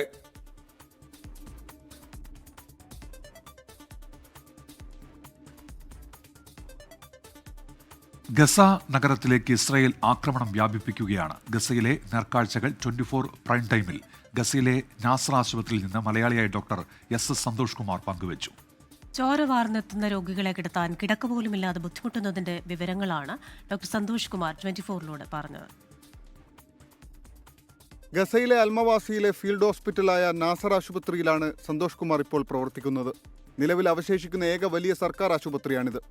നേരത്തെ പലപ്പോഴായി ആക്രമണം നേരിട്ട സ്ഥാപനം. ആശുപത്രിക്ക് മേൽ ബോംബ് വർഷിച്ച് 500-ലധികം ആളുകൾ മരിച്ചിട്ടുണ്ട്. രണ്ടാമത്തെ ഒരു ബോംബ് വീണ്ടും അതേ സ്ഥലത്ത് തന്നെ വീഴുകയും ഏകദേശം 50ഓളം ആൾക്കാർ മരിക്കുകയും അതിനകത്ത് ഡോക്ടർമാരും നഴ്സുമാരും അടക്കമുള്ള വളരെ വലിയ ഒരു സംഘമാണ് വാസ്തവത്തിൽ അത് ആ ഒരു സമയത്ത് മരിച്ചു വീണത്. 1 മാസത്തിലധികമായി ഡോക്ടർ സന്തോഷ് കുമാർ പ്രവർത്തിക്കുന്ന നാസർ ആശുപത്രിയുടെ കാഷ്വാലിറ്റിയിലെ റെഡ് ഏരിയയിൽ മാത്രം 150-ലധികം ആളുകളാണ് ഇപ്പോഴുള്ളത്. ലഭ്യമാകുന്ന സംവിധാനങ്ങൾ വെച്ച് പരിമിതമായ ചികിത്സ മാത്രമാണ് നൽകുന്നതെന്നും ഡോക്ടർ സന്തോഷ്. ഭക്ഷ്യവസ്തുക്കൾ പോലും ലഭിക്കുന്നില്ലെന്നും സന്തോഷ് കുമാർ പറയുന്നു. ഭക്ഷണ സാധനങ്ങൾ ഒന്നും തന്നെ കിട്ടാറില്ല. അപ്പോൾ ഭക്ഷണ സാധനങ്ങൾക്കാണ് അതിഭയങ്കരമായ വിലയുമാണ്. ഒരു കിലോ പഞ്ചസാരയ്ക്ക് $100, അതായത് 8,000-ലധികം രൂപയാണ് ഒരു കിലോ പഞ്ചസാരയ്ക്ക് മാത്രമാവുന്നത്. ഒരു കിലോ ആട്ടയ്ക്ക് ഏകദേശം $40 ഉള്ളത്. ഭക്ഷ്യവിതരണ സ്ഥലത്ത് നടക്കുന്ന വെടിവെപ്പിലാണ് ഏറ്റവും അധികം ആളുകൾ മരിക്കുന്നതെന്നും താമസ സ്ഥലം പോലും ഇല്ലാതെ ടെന്റുകളിലാണ് രോഗികളെ താമസിപ്പിക്കുന്നതെന്നും ഡോക്ടർ പറഞ്ഞു. ഒരു ദിവസം 20ഓളം സർജറികളാണ് ഡോക്ടർ സന്തോഷ് കുമാർ നടത്തുന്നത്. ഗസ സിറ്റിയിൽ നടക്കുന്ന കടുത്ത സൈനികാക്രമണത്തിൽ നിന്ന് രക്ഷപ്പെട്ടു വരുന്നവരാണ് നാസർ ആശുപത്രിയിൽ ചികിത്സയ്ക്കെത്തുന്നത്. News desk 24. ലിയോ 14 മാർപ്പാപ്പയ്ക്ക് ഇന്ന് 70ാം പിറന്നാൾ. ആഗോള കത്തോലിക്ക സഭയുടെ 267ാം മാർപ്പാപ്പയായി ചുമതല ഏറ്റെടുത്ത ശേഷമുള്ള ആദ്യ ജന്മദിനമാണ് ഇന്ന്. അമേരിക്കയിൽ നിന്നുള്ള ആദ്യ മാർപ്പാപ്പയ്ക്കുള്ള പിറന്നാൾ കേക്കുമായി വത്തിക്കാനിലെ US അംബാസിഡർ ബ്രയാൻ ബർഷ് എത്തി. വത്തിക്കാനിലെ ജീവനക്കാർ കഴിഞ്ഞ ദിവസം വലിയൊരു പിസ്സയും മാർപ്പാപ്പയ്ക്ക് ജന്മദിന ഉപഹാരമായി നൽകിയിരുന്നു. American state secretary Marco Rubio ഇന്ന് ഇസ്രയേൽ പ്രധാനമന്ത്രി ബെഞ്ചമിൻ നെതന്യാഹുവുമായും മന്ത്രിമാരുമായും കൂടിക്കാഴ്ച നടത്തും. ദോഹയിലെ ഇസ്രയേൽ ആക്രമണത്തിൽ അമേരിക്കൻ ട്രംപും സന്തുഷ്ടരല്ലെന്ന് യാത്ര തിരിക്കുന്നതിന് മുൻപ് മാർക്കോ റൂബിയോ പറഞ്ഞു. ഗസയിലെ സൈനിക വിന്യാസം, ഹമാസിനെതിരായ നീക്കം, ബന്ദികളുടെ മോചനം തുടങ്ങിയ വിഷയങ്ങൾ ഇസ്രയേൽ നേതാക്കളുമായി റൂബിയോ ചർച്ച ചെയ്യും. അമേരിക്കയിൽ നിന്ന് മധു കൊട്ടാരക്കരയാണ് ചേരുന്നത്. മധു, ഗുഡ് ഈവനിംഗ്. ഖത്തർ അമേരിക്കയുമായി വളരെ സൗഹാർദ്ദമുള്ള ഒരു രാജ്യമാണ്. ഖത്തർ പ്രധാനമന്ത്രിയുടെ ഒരു പരാമർശം കഴിഞ്ഞ ദിവസം വന്നത് നമ്മളൊക്കെ ശ്രദ്ധിച്ചിരുന്നു. അവിടെ സംഘർഷം അവസാനിപ്പിക്കാനുള്ള എല്ലാ സാധ്യതകൾക്കും തടയിടുന്നതായിരുന്നു ഇസ്രയേൽ നടത്തിയ വ്യോമാക്രമണമെന്ന് പറഞ്ഞു. ഇപ്പോൾ മാർക്കോ റൂബിയോ തന്നെ പറയുന്നു അമേരിക്കയും ട്രംപും ഇസ്രയേലിന്റെ ആക്രമണത്തിൽ സന്തുഷ്ടരല്ല എന്ന്. ഏത് രീതിയിലുള്ള ഒരു പ്രശ്ന പരിഹാരമാകും സാധ്യമാകുക? Good morning Umesh. കൃഷ്ണ പറഞ്ഞതുപോലെ ഈ ഏകപക്ഷീയമായ തീരുമാനങ്ങളിലൂടെ ഇസ്രായേൽ പ്രധാനമന്ത്രി ബെഞ്ചമിൻ നെതന്യാഹു ഗസയിൽ വെടിനിർത്തലിനായിട്ടുള്ള ശ്രമങ്ങളെയൊക്കെ അട്ടിമറിക്കുന്നതിന്റെ നിരാശ US പ്രസിഡന്റ് ഡൊണാൾഡ് ട്രംപ് പ്രകടിപ്പിച്ചുകൊണ്ടിരിക്കുന്നതിന്റെ ഇടയിലാണ് ഇപ്പോൾ US state secretary Marco Rubio അടിയന്തരമായി ഇസ്രായേലിലേക്ക് യാത്ര തിരിച്ചത്. ഹമാസ് തടങ്കലിലുള്ള ശേഷിക്കുന്ന ബന്ദികളുടെ മോചനവും അതുപോലെ ഈ ഗസയിലെ യുദ്ധം അവസാനിപ്പിക്കുന്നതുമാണ് അമേരിക്കയുടെ പ്രഥമ പരിഗണന എന്നാണ് റൂബിയോ യാത്ര തിരിക്കും മുമ്പ് വാഷിംഗ്ടണിൽ മാധ്യമങ്ങളോട് അല്പമണിക്കൂറുകൾക്ക് മുമ്പ് പറഞ്ഞത്. ഖത്തറിൽ ഹമാസ് സംഘത്തിന് നേരെ ലക്ഷ്യമിട്ട് ഇസ്രായേൽ നടത്തിയ വ്യോമാക്രമണത്തിന് അല്പ ദിവസങ്ങൾക്ക് ശേഷമാണ് അദ്ദേഹത്തിന്റെ ഈ സന്ദർശനം എന്നുള്ളത് ഏറെ പ്രാധാന്യമർഹിക്കുന്നു. ലോക രാജ്യങ്ങളുടെയൊക്കെ വിമർശനം ഇസ്രായേൽ ഏറ്റുവാങ്ങിയതോടെ ഈ സംഘർഷം അവസാനിപ്പിക്കാനുള്ള ശ്രമങ്ങൾ ഇല്ലാതായി എന്ന് വലിയ തോതിൽ അറബ് ലോകവും അതുപോലെ യൂറോപ്യൻ രാജ്യവും ഒക്കെ കരുതുന്നത് കൊണ്ട് അമേരിക്കയുടെ ഇടപെടൽ വളരെ നിർണായകമാണ് ഈ ഒരു വിഷയത്തിൽ. ഖത്തറിന് നേരെയുള്ള ആക്രമണമായിരിക്കും ഇസ്രായേലുമായിട്ടുള്ള ചർച്ചകളിലെ ഏറ്റവും പ്രധാനമായിട്ടുള്ളതെന്നാണ് റൂബിയോ മാധ്യമപ്രവർത്തകരോട് പറഞ്ഞത്. ഈ ഗസ പട്ടണത്തിൽ ഇസ്രായേൽ ഇപ്പോൾ പദ്ധതിയിട്ടിരിക്കുന്ന ഒരു സൈനിക നീക്കമുണ്ട്. അതിന്റെ വിശദാംശങ്ങൾ വ്യക്തമാക്കുവാൻ അമേരിക്ക ഔദ്യോഗികമായി റൂബിയോയിലൂടെ ഇസ്രായേലിനോട് ആവശ്യപ്പെടും. ബെഞ്ചമിൻ നെതന്യാഹു മനഃപൂർവ്വം യുദ്ധം നീട്ടിക്കൊണ്ടുപോകാൻ വേണ്ടിയാണ് ഖത്തറിൽ ഇപ്പോൾ ആക്രമണം നടത്തിയതെന്നാണ് അമേരിക്കയിലുള്ള രാഷ്ട്രീയ വിമർശകർ പറയുന്നത്. ഈ ഗസ പട്ടണത്തിൽ ഇസ്രായേൽ നടത്താൻ ഉദ്ദേശിക്കുന്ന സൈനിക നീക്കത്തെ അമേരിക്ക പിന്തുണയ്ക്കുന്നോ എന്ന് റൂബിയോട് മാധ്യമപ്രവർത്തകർ ചോദിച്ചപ്പോൾ അദ്ദേഹം പറഞ്ഞത് സംഭവിക്കാനുള്ളതെല്ലാം സംഭവിച്ചു കഴിഞ്ഞു, എന്നാൽ മാധ്യമങ്ങളുടെ മുമ്പിൽ കൂടുതൽ പറയുവാൻ താല്പര്യമില്ലെന്നുള്ള ഒരു വെളുത്ത മറുപടിയാണ് അദ്ദേഹം നൽകിയത്. ഉമേഷ്. ശരി, മധു കൊട്ടാരക്കരയാണ് വിശദാംശങ്ങളുമായി ചേർന്നത്. വർഷങ്ങളായി ഇസ്രയേലിനെ പിന്തുണച്ചിരിക്കുന്ന അമേരിക്കയും ഇപ്പോൾ ഇസ്രയേലിന്റെ വ്യോമാക്രമണത്തിൽ അനിഷ്ടം പ്രകടിപ്പിച്ചിരിക്കുകയാണ്. മാർക്കോ റൂബിയോയുടെ സന്ദർശനത്തോടെ പ്രശ്നപരിഹാരമാകുമോ എന്ന് ഉറ്റുനോക്കുകയാണ് ലോകം. ഇനി അന്താരാഷ്ട്ര വാർത്തകൾ ചുരുക്കത്തിൽ. Kuwait public authority for civil aviation director Sheikh Homoud മുബാറക്കും കുവൈത്തിലെ ഇന്ത്യൻ അംബാസിഡർ ഡോക്ടർ ആദർ സ്വൈക്കിയുമായി കൂടിക്കാഴ്ച നടത്തി. സിവിൽ ഏവിയേഷൻ മേഖലയിലെ ഉഭയകക്ഷി സഹകരണം ശക്തിപ്പെടുത്തുന്നതിനുള്ള മാർഗനിർദ്ദേശങ്ങൾ ചർച്ചയായി. നേപ്പാളിൽ രാജ്യവ്യാപകമായി ഉണ്ടായ പ്രക്ഷോഭത്തെ തുടർന്ന് കാഠ്മണ്ഡു താഴ്വരയിലും മറ്റ് പ്രദേശങ്ങളിലും ഏർപ്പെടുത്തിയിരുന്ന കർഫ്യൂ പിൻവലിച്ചു. നിയമലംഘകരെ കണ്ടെത്താനായി കുവൈത്തിൽ നടത്തിയ പരിശോധനയിൽ 269 പേർ അറസ്റ്റിലായി. ക്യാപിറ്റൽ ഗവർണറേറ്റിൽ നടത്തിയ സുരക്ഷാ പരിശോധനയിൽ പ്രാദേശിക കമാൻഡർമാരും വിവിധ വകുപ്പുകളും ചേർന്നാണ് പരിശോധന നടത്തിയത്.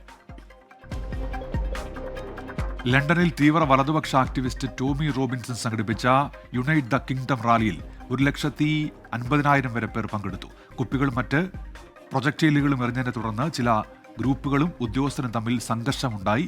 4 ഉദ്യോഗസ്ഥർക്ക് പരിക്കേറ്റെന്ന് റിപ്പോർട്ടുകൾ. കൊളംബിയയിലെ പോൺ താരം എസ്പെറാൻസ ഗോമസിന്റെ ഇൻസ്റ്റഗ്രാം അക്കൗണ്ട് മെറ്റ ഡിലീറ്റ് ചെയ്ത നടപടിക്കെതിരെ കോടതി അഭിപ്രായ സ്വാതന്ത്ര്യത്തിനുള്ള അവകാശം ലംഘിച്ചുവെന്ന് കോടതിയുടെ കണ്ടെത്തൽ. നഗ്നത സംബന്ധിച്ച് തങ്ങളുടെ നിയമങ്ങൾ ലംഘിച്ചെന്ന് ആരോപിച്ചായിരുന്നു അക്കൗണ്ട് ഡിലീറ്റ് ചെയ്തത്. കൂടുതൽ വാർത്തകളിലേക്ക്. അങ്കമാലിയിൽ സ്വകാര്യ ബസ് തൊഴിലാളികളുടെ പണിമുടക്ക് 4ാം ദിവസമായി ഇന്നും തുടരും.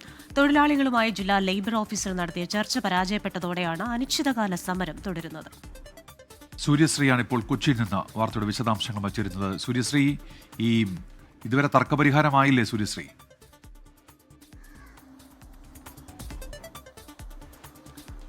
ഉന്മേഷ്, കഴിഞ്ഞ 11-ാം തീയതി മുതലാണ് വേതന വർധന ആവശ്യപ്പെട്ട് അങ്കമാലി മേഖലയിലെ പ്രൈവറ്റ് ബസ് തൊഴിലാളികൾ സമരത്തിൽ ഏർപ്പെട്ടിരുന്നത്. വേതന വർധന ആവശ്യപ്പെട്ട് തൊഴിലാളികൾ നടത്തിയ സമരത്തിൽ ചർച്ച കഴിഞ്ഞ ദിവസങ്ങളുണ്ടായ ചർച്ചയൊക്കെ തന്നെയും പരാജയപ്പെടുകയായിരുന്നു. കൂടുതൽ വേതനം ആവശ്യപ്പെട്ടുകൊണ്ടാണ് തൊഴിലാളികൾ നടത്തുന്നത്. ഇവരുടെ ഈ വേതന വർധനവിന്റെ ആവശ്യം ബസ് ഉടമകൾ അംഗീകരിക്കാതെ വന്നതോടുകൂടിയാണ് കാര്യങ്ങൾ ഒരു അനിശ്ചിതകാല സമരത്തിലേക്കൊക്കെ തന്നെ എത്തിയിരിക്കുന്നത്.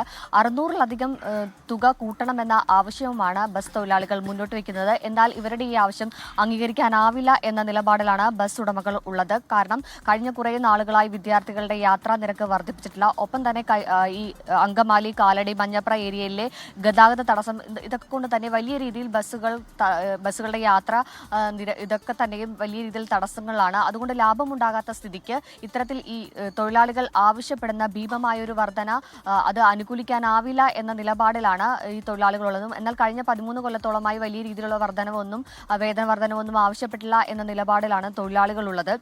അതുകൊണ്ട് ഇത്തരത്തിലുള്ള വേതന വർധന കൂട്ടിയെങ്കിൽ മാത്രമേ, വേതന വർധനവ് വന്നെങ്കിൽ മാത്രമേ സമരത്തിൽ നിന്ന് പിന്മാറുകയുള്ളൂ എന്ന നിലപാടിലാണ് തൊഴിലാളികളുമുള്ളത്. കഴിഞ്ഞ ആദ്യ ദിവസം അങ്കമാലി CIയുടെ നേതൃത്വത്തിൽ ചർച്ച നടത്തിയിരുന്നു. ആ ദിവസവും ചർച്ച പരാജയപ്പെടുകയായിരുന്നു. ഇന്നലെ ലേബർ ഓഫീസറുടെ നേതൃത്വത്തിൽ ചർച്ച നടത്തി. ആ ചർച്ചയും പരാജയപ്പെടുകയായിരുന്നു. ഇന്ന് റോജി M. ജോൺ MLAയുടെ നേതൃത്വത്തിൽ ചർച്ച നടത്താനിരിക്കുകയാണ്. കഴിഞ്ഞ 4 ദിവസങ്ങളിലായി ഈ അങ്കമാലി, അതുപോലെ മഞ്ഞപ്ര, അത്താണി മേഖലയിലുള്ള സാധാരണക്കാരുടെ യാത്രാ ദുരിതം ഇരട്ടിയായിരിക്കുകയാണ്. കാരണം ഈ 200ഓളം ബസ്സുകളിലെ 600ഓളം ജീവനക്കാരാണ് ഇത്തരത്തിൽ സമരത്തിൽ ഏർപ്പെട്ടിരിക്കുന്നത്. മേഖലയിലെ ഗതാഗത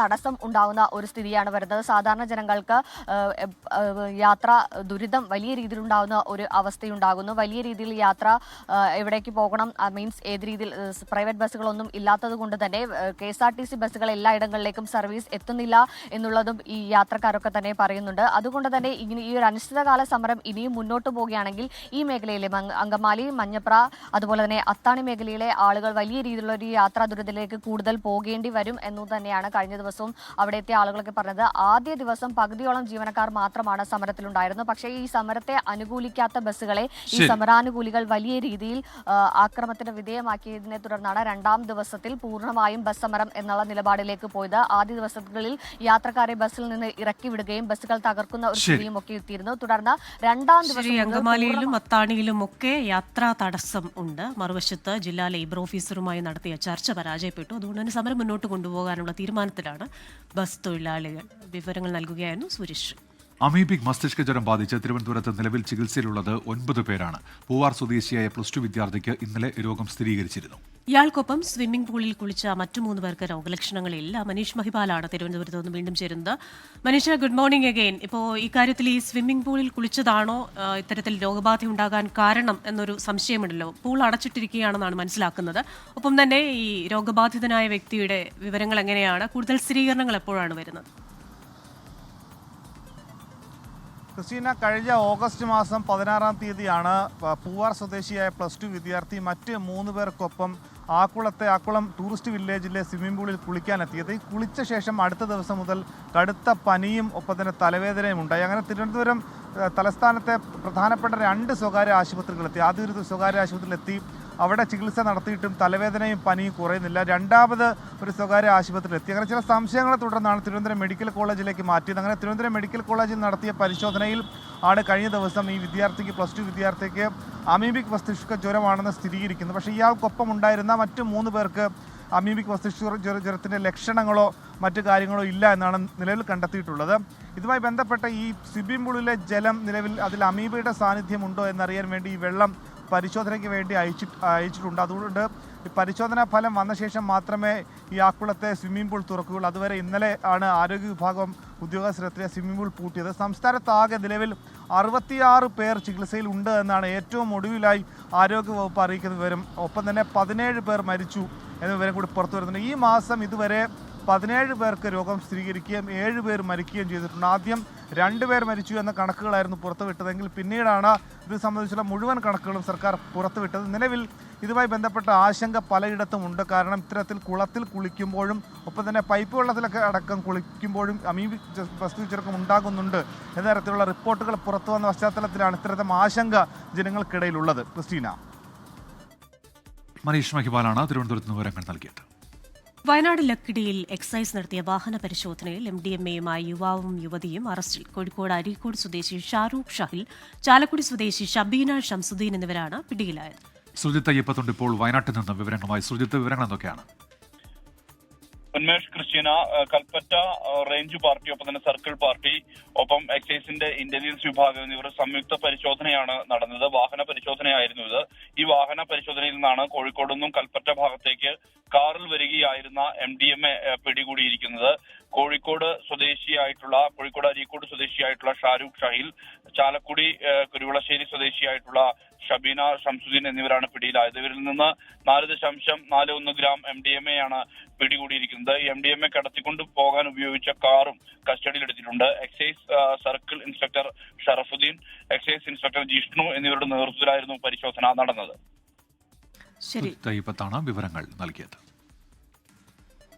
ലഹരിക്കെതിരായ 24ന്റെ പോരാട്ടം തുടരുകയാണ്. SKN40യുടെ 2ാം ഘട്ടം ജ്യോതിർഗമയ ഇന്ന് 24ൽ തത്സമയം സംപ്രേഷണം ചെയ്യും. ഇന്ന് രാവിലെ 11 മണി മുതലാണ് പരിപാടി. സ്കൂളുകളും കോളേജുകളും കേന്ദ്രീകരിച്ച് 1 വർഷം നീളുന്ന ബോധവൽക്കരണ പരിപാടിയാണിപ്പോൾ നടന്നുവരുന്നത്.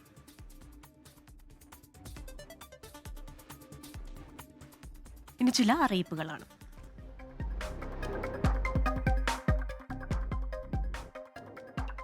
വന്യജീവി വാരാഘോഷത്തിന്റെ ഭാഗമായി സംസ്ഥാനത്തെ ദേശീയ ഉദ്യാനങ്ങൾ, ടൈഗർ റിസർവുകൾ, വന്യജീവി സങ്കേതങ്ങൾ എന്നിവിടങ്ങളിൽ പൊതുജനങ്ങൾക്ക് പ്രവേശന ഫീസ് ഒഴിവാക്കി. ഒക്ടോബർ 2 മുതൽ 8 വരെയാണ് ഫീസ് ഒഴിവാക്കിയത്. സംസ്ഥാന കർഷക കടാശ്വാസ കമ്മീഷൻ ഇടുക്കിയിലെ കർഷകരുടെ സിറ്റിംഗ് നടത്തും. ഇടുക്കി ചെറുതോണിയിലുള്ള ജില്ലാ വ്യാപാര ഭവനിൽ വെച്ച് ഈ മാസം 16, 17, 18 തീയതികളിലാണ് സിറ്റിംഗ്. ഹിയറിംഗിന് ഹാജരാകാൻ നോട്ടീസ് ലഭിച്ചവർ ആവശ്യമായ രേഖകൾ സഹിതം ഹാജരാകണം. പൊതുതെരഞ്ഞെടുപ്പിന് മുന്നോടിയായി തദ്ദേശ സ്ഥാപനങ്ങളുടെ വാർഡുകളുടെ സംവരണം നിശ്ചയിക്കുന്നത് സംബന്ധിച്ച് സംസ്ഥാനത്തെ എല്ലാ തദ്ദേശ സ്ഥാപന സെക്രട്ടറിമാർക്കും ഓൺലൈൻ പരിശീലനം നൽകും. ഈ മാസം 26-നാണ് പരിശീലനമെന്ന് സംസ്ഥാന തെരഞ്ഞെടുപ്പ് കമ്മീഷൻ അറിയിച്ചു. ചെങ്ങന്നൂർ ഗവൺമെന്റ് ITIയിൽ 2025 അഡ്മിഷന്റെ ഭാഗമായി ഒഴിവുള്ള സീറ്റുകളിലേക്ക് സ്പോട്ട് അഡ്മിഷൻ നടത്തും. ഒക്ടോബർ 30 മുൻപ് അസൽ സർട്ടിഫിക്കറ്റുകളുമായി അഡ്മിഷൻ എടുക്കാം. ഓൺലൈനായി അപേക്ഷ നൽകിയവർക്കും അഡ്മിഷനിൽ പങ്കെടുക്കാം. എറണാകുളം ജില്ലയിലെ സ്കൂളുകളിലെ ഹിന്ദി അധ്യാപകർക്കും വിദ്യാർത്ഥികൾക്കുമായി നടത്തുന്ന ഹിന്ദി ഉപന്യാസ രചന മത്സരത്തിലേക്ക് രചനകൾ അയക്കാനുള്ള അവസാന തീയതി ഈ മാസം 22 വരെ നീട്ടി. നാളികേര വികസന ബോർഡ് ഹിന്ദി പക്ഷാചരണത്തോടനുബന്ധിച്ചാണ് പരിപാടി സംഘടിപ്പിക്കുന്നത്. 5 മുതൽ 7 വരെ ക്ലാസുകളിലെ വിദ്യാർത്ഥികൾക്ക് ജൂനിയർ വിഭാഗത്തിലും 8 മുതൽ 10 വരെയുള്ളവർക്ക് സീനിയർ വിഭാഗത്തിലും പങ്കെടുക്കാം.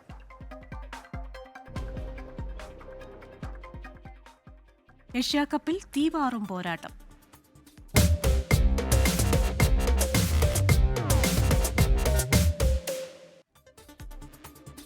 ഏഷ്യാകപ്പ് ക്രിക്കറ്റിൽ ഇന്ന് ഇന്ത്യ പാകിസ്ഥാൻ പോരാട്ടം. രാത്രി 8 മണിക്ക് ദുബായിലാണ് മത്സരം.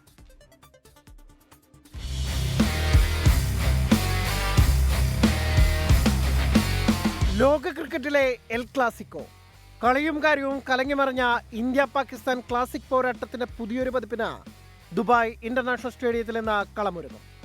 ആദ്യ മത്സരം ജയിച്ചാണ് ഏഷ്യാകപ്പിലെ ഇരുവരുടെയും തുടക്കം.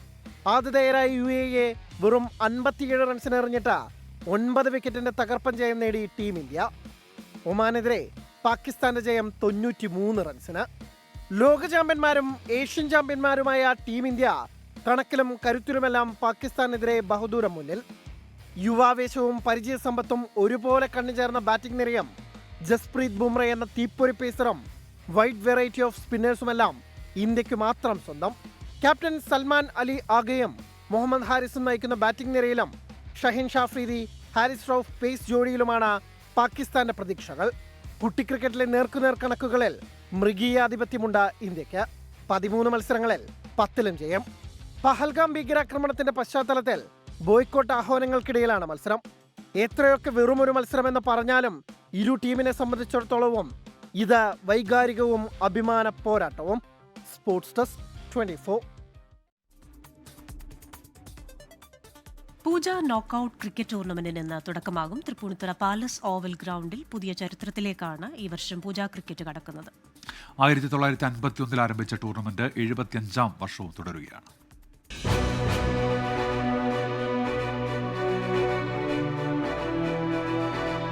പരിമിത ഓവർ ഫോർമാറ്റുകൾ ക്രിക്കറ്റ് ലോകം സ്വപ്നം കാണുന്നതിന് മുൻപേ തുടങ്ങിയതാണ് തൃപ്പൂണിത്തുറയിലെ പൂജ ക്രിക്കറ്റ് ടൂർണമെന്റ്.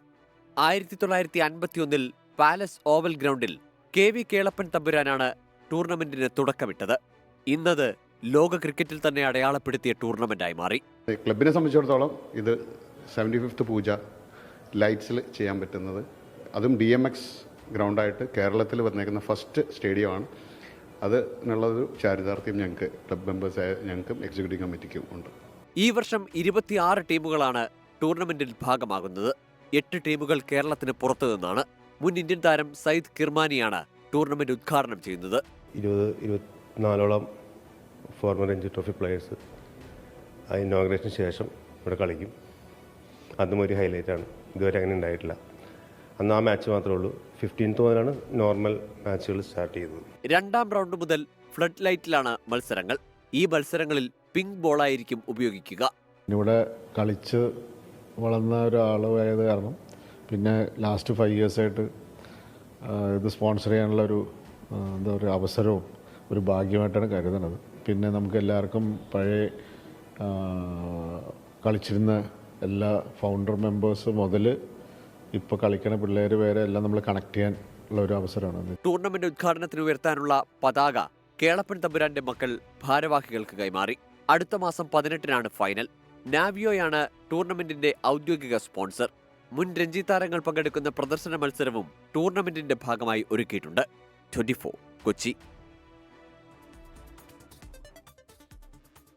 പലസ്തീൻ വിഷയത്തിൽ ദ്വിരാഷ്ട്ര പരിഹാരം നിർദ്ദേശിക്കുന്ന പ്രമേയത്തിന് അനുകൂലമായി വോട്ട് ചെയ്ത ഇന്ത്യൻ നിലപാട് മനുഷ്യത്വപരമെന്ന് കാന്തപുരം AP അബൂബക്കർ മുസ്ലിയാർ.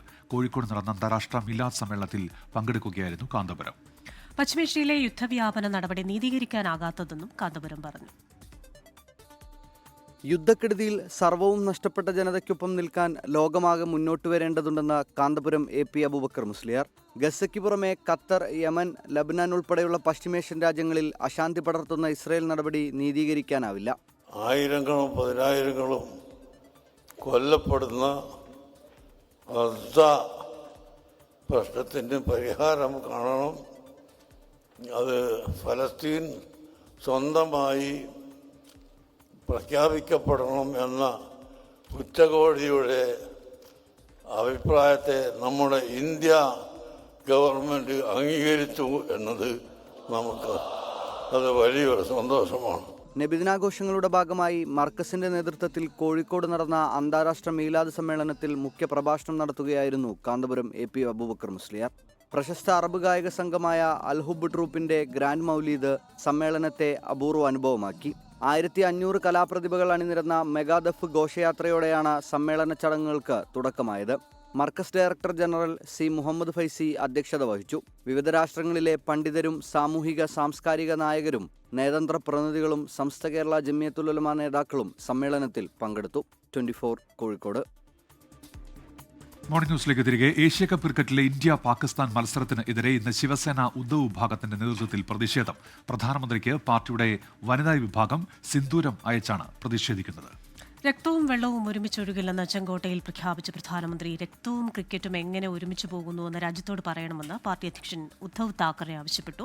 വിവരങ്ങളുമായി മുംബൈയിൽ നിന്ന് ശ്രീനാഥ് ചന്ദ്രനാണ് ചേരുന്നത്. Sreenath, good morning. പ്രധാനമന്ത്രിയുടെ ഒരു പ്രഖ്യാപനം ചെങ്കോട്ടയിൽ, മറുവശത്ത് അതിന് കടകവിരുദ്ധമായ ചില പ്രവർത്തനങ്ങൾ ഉണ്ടാകുന്നുവെന്നാണല്ലോ ഇപ്പോൾ ഇവർ ആരോപിച്ചിരിക്കുന്നത്. ഒപ്പം തന്നെ വേറിട്ട രീതിയിലുള്ള ഒരു സമര പരിപാടിക്ക് കൂടെ തുടക്കമാവുകയാണല്ലോ.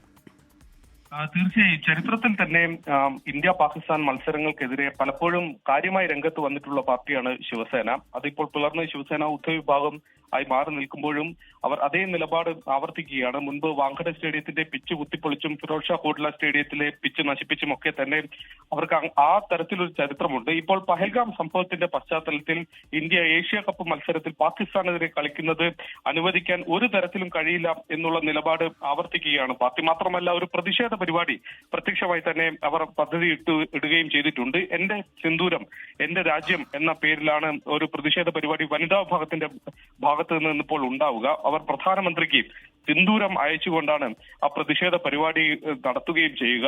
ഒപ്പം തന്നെ സിന്ദൂർ രക്ഷാ അഭിയാൻ എന്ന പേരിൽ മുംബൈയിൽ ഒരു റാലി നടത്തുമെന്നും ഇപ്പോൾ ശിവസേന ഉദ്ധവ് വിഭാഗം അറിയിച്ചിട്ടുണ്ട്. അങ്ങനെ ഇന്നത്തെ മത്സരത്തിനെതിരെ ശക്തമായ പ്രതിഷേധം മുംബൈയിൽ ഉണ്ടാകും എന്നതാണ് പാർട്ടി അധ്യക്ഷൻ ഉദ്ധവ് താക്കറെ കഴിഞ്ഞ ദിവസം മാധ്യമങ്ങളെ കണ്ടപ്പോൾ പറയുകയും ചെയ്തത്. അതേസമയം BJPയുടെ ഭാഗത്ത് നിന്ന് ഈ പ്രതിഷേധങ്ങളെ പരിഹാസ രൂപേണയാണ് കാണുന്നത്. നിതേഷ് റാണെ, BJPയുടെ നേതാവ് മന്ത്രിയൊക്കെയായ നിതേഷ് റാണയുടെ പ്രതികരണം ഇതുമായി ബന്ധപ്പെട്ട് വന്നത് ആദിത്യ താക്കറെ, ഉദ്ധവ് താക്കറെയുടെ മകനും നേതാവുമൊക്കെയായ ആദിത്യ താക്കറെ ഇന്ത്യ പാകിസ്ഥാൻ മത്സരം കാണാൻ പോകുമെന്നും ഇപ്പോഴത്തെ പ്രതിഷേധമൊക്കെ അത് വെറുതെയാണ് എന്നും ബുർക്ക ധരിച്ചാകും അദ്ദേഹം മത്സരം കാണാൻ വേണ്ടി ഒളിച്ചു പോവുക എന്നൊക്കെ പറഞ്ഞുകൊണ്ട് പരിഹാസ രൂപേണയാണ് BJP നേതാവ് ഈ വിഷയത്തെ കണ്ടത്. അതേസമയം അനുരാഗ് ഠാക്കൂർ BJP MP അദ്ദേഹം പറഞ്ഞത് ICC ടൂർണമെന്റുകളിൽ അല്ലെങ്കിൽ ഏഷ്യൻ ക്രിക്കറ്റ് കൗൺസിലിന്റെ ടൂർണമെന്റുകളിൽ പങ്കെടുക്കാതെ മാറി നിൽക്കാൻ കഴിയില്ല, അതിനൊരു നിർബന്ധ ബുദ്ധി ഉണ്ട് അത്തരം കാര്യങ്ങളിൽ എന്നതാണ് ഇതിനൊരു ന്യായമായി BJPയുടെ MP പറയുന്നത്. അങ്ങനെ ഒരു വശത്ത് പ്രതിഷേധം, മറുവശത്ത് പ്രതിരോധം എന്ന രീതിയിലാണ് ക്രിക്കറ്റ് മത്സരം മഹാരാഷ്ട്രയിൽ രാഷ്ട്രീയത്തിൽ തിളച്ചു മറയുന്നത്. ശരി, ശ്രീനാഥ് ചന്ദ്രനാണ് മുംബൈയിൽ നിന്ന് വിവരങ്ങൾ നൽകിയത്. ജമ്മുകാശ്മീരിലെ വൈഷ്ണോദേവി തീർത്ഥയാത്ര പുനരാരംഭിക്കുന്നത് നീട്ടി 14 ദിവസത്തേക്കാണ് നീട്ടിയത്. ജമ്മുകാശ്മീരിൽ ശക്തമായ മഴ തുടരുന്നതുകൊണ്ടാണ് യാത്ര നീട്ടിയത്. ബൽറാം നെടുങ്ങാടിയുണ്ട് വിവരങ്ങളുമായി ഇപ്പോൾ ഡൽഹിയിൽ നിന്ന്. ബൽറാം, എന്തൊക്കെയാണ് വിവരങ്ങൾ?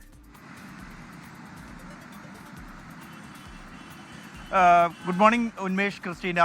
ജമ്മു കശ്മീരിലെ വൈഷ്ണോദേവി തീർത്ഥയാത്ര ഓഗസ്റ്റ് 26-ന് ശക്തമായ മഴയെയും മണ്ണിടിച്ചിലിനെയും തുടർന്ന് നിർത്തിവച്ചിരുന്നു താൽക്കാലികമായി.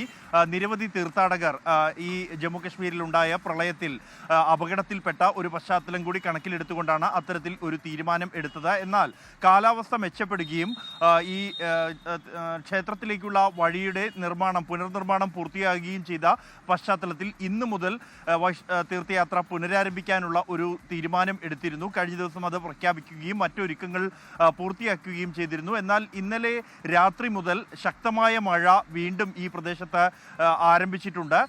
ഇതിൻ്റെ ഒരു പശ്ചാത്തലത്തിലാണ് ഇപ്പോൾ തീർത്ഥയാത്ര 14 ദിവസത്തേക്ക് കൂടി നീട്ടിവെക്കാനുള്ള ഒരു തീരുമാനം അധികൃതർ എടുത്തിരിക്കുന്നത്. ഇക്കാര്യം സമൂഹ മാധ്യമങ്ങളിലൂടെയാണ് അധികൃതർ അറിയിച്ചിരിക്കുന്നത്.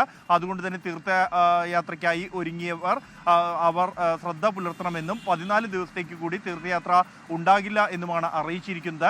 വരുന്ന 2 ദിവസം കൂടി ജമ്മു കശ്മീരിൽ അതിശക്തമായ മഴയും കാറ്റും തുടരും എന്നാണ് കേന്ദ്ര കാലാവസ്ഥാ നിരീക്ഷണ കേന്ദ്രം മുന്നറിയിപ്പ് നൽകിയിരിക്കുന്നത്. ബൽറാം നെടുങ്ങാടിയാണ് ഡൽഹിയിൽ നിന്ന് വിവരങ്ങൾ നൽകിയത്. കൊച്ചി കടവന്ത്രയിലെ ആദിയെ തേടി ഇത്തവണ ഒരു ഓണസമ്മാനമെത്തി. കൊച്ചിൻ കോർപ്പറേഷനിലെ മികച്ച വിദ്യാർത്ഥി കർഷകനെന്ന അംഗീകാരമാണ് ഈ 2ാം ക്ലാസ്സുകാരനെ തേടിയെത്തിയത്. 15 സെന്റ് ഭൂമിയിൽ തീർത്ത ആദിയുടെ തോട്ടമാണ് കാണാൻ.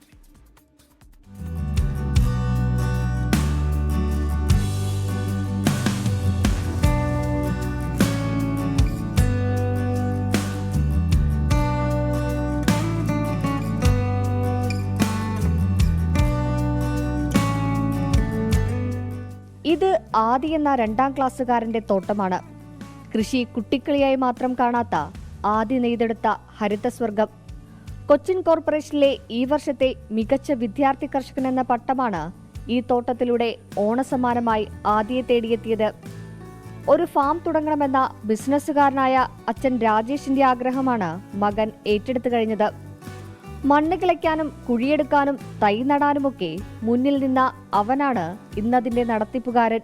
സ്കൂളിൽ അതിന് വന്നിട്ട് ചെടിക്ക് വെള്ളം കൊടുക്കും, കോഴിക്ക് വെള്ളം കൊടുക്കും, പിന്നെ പപ്പീസിന് ഫുഡ് കൊടുക്കും, അതൊക്കെ ഉണ്ട്. ഈ പ്രാവശ്യത്തെ കുട്ടി കർഷകന്റെ അവാർഡ് കിട്ടിയില്ലേ ആദിക്ക്? അപ്പൊ എന്ത് തോന്നി? അപ്പം എനിക്ക് കുറച്ചും കൂടെ ഫാമിംഗ് ചെയ്യണമെന്ന് തോന്നി. പലതരത്തിലുള്ള 100ഓളം ഫലവർഗ്ഗങ്ങളും പച്ചക്കറികൾക്കും പുറമെ അലങ്കാര മത്സ്യവും പശു, ആട്, കോഴി എന്നിവയും ആദിയുടെ മേൽനോട്ടത്തിലാണ് വളരുന്നത്. ആലിസ്, മലർ, എൽസ എന്നിങ്ങനെ രസകരമായ പേരുകളും ആദി ഇവയ്ക്ക് നൽകിയിട്ടുണ്ട്. അച്ഛനും ഒരു മുഴുവൻ സമയ സഹായിയും കൃഷിക്കൊപ്പമുണ്ട്. പേപ്പർ ഗ്ലാസിൽ മണ്ണും ചകിരിച്ചോറും നിറച്ച് വിത്ത് പാകിയാണ് കൃഷിയോടുള്ള ഇഷ്ടം ആദിക്ക് തോന്നിത്തുടങ്ങിയത്.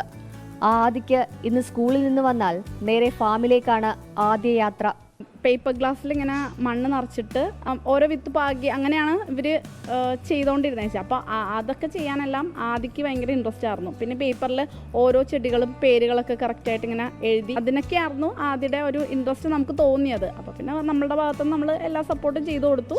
കാട് പിടിച്ചു കിടന്ന ഭൂമിയിൽ കൃഷിയുടെ സ്വർഗം തീർത്ത ആദിക്ക് അടുത്ത ഓണത്തിന് കൂടുതൽ പച്ചക്കറികൾ കൂടി വിളവെടുക്കണമെന്നാണ് ആഗ്രഹം.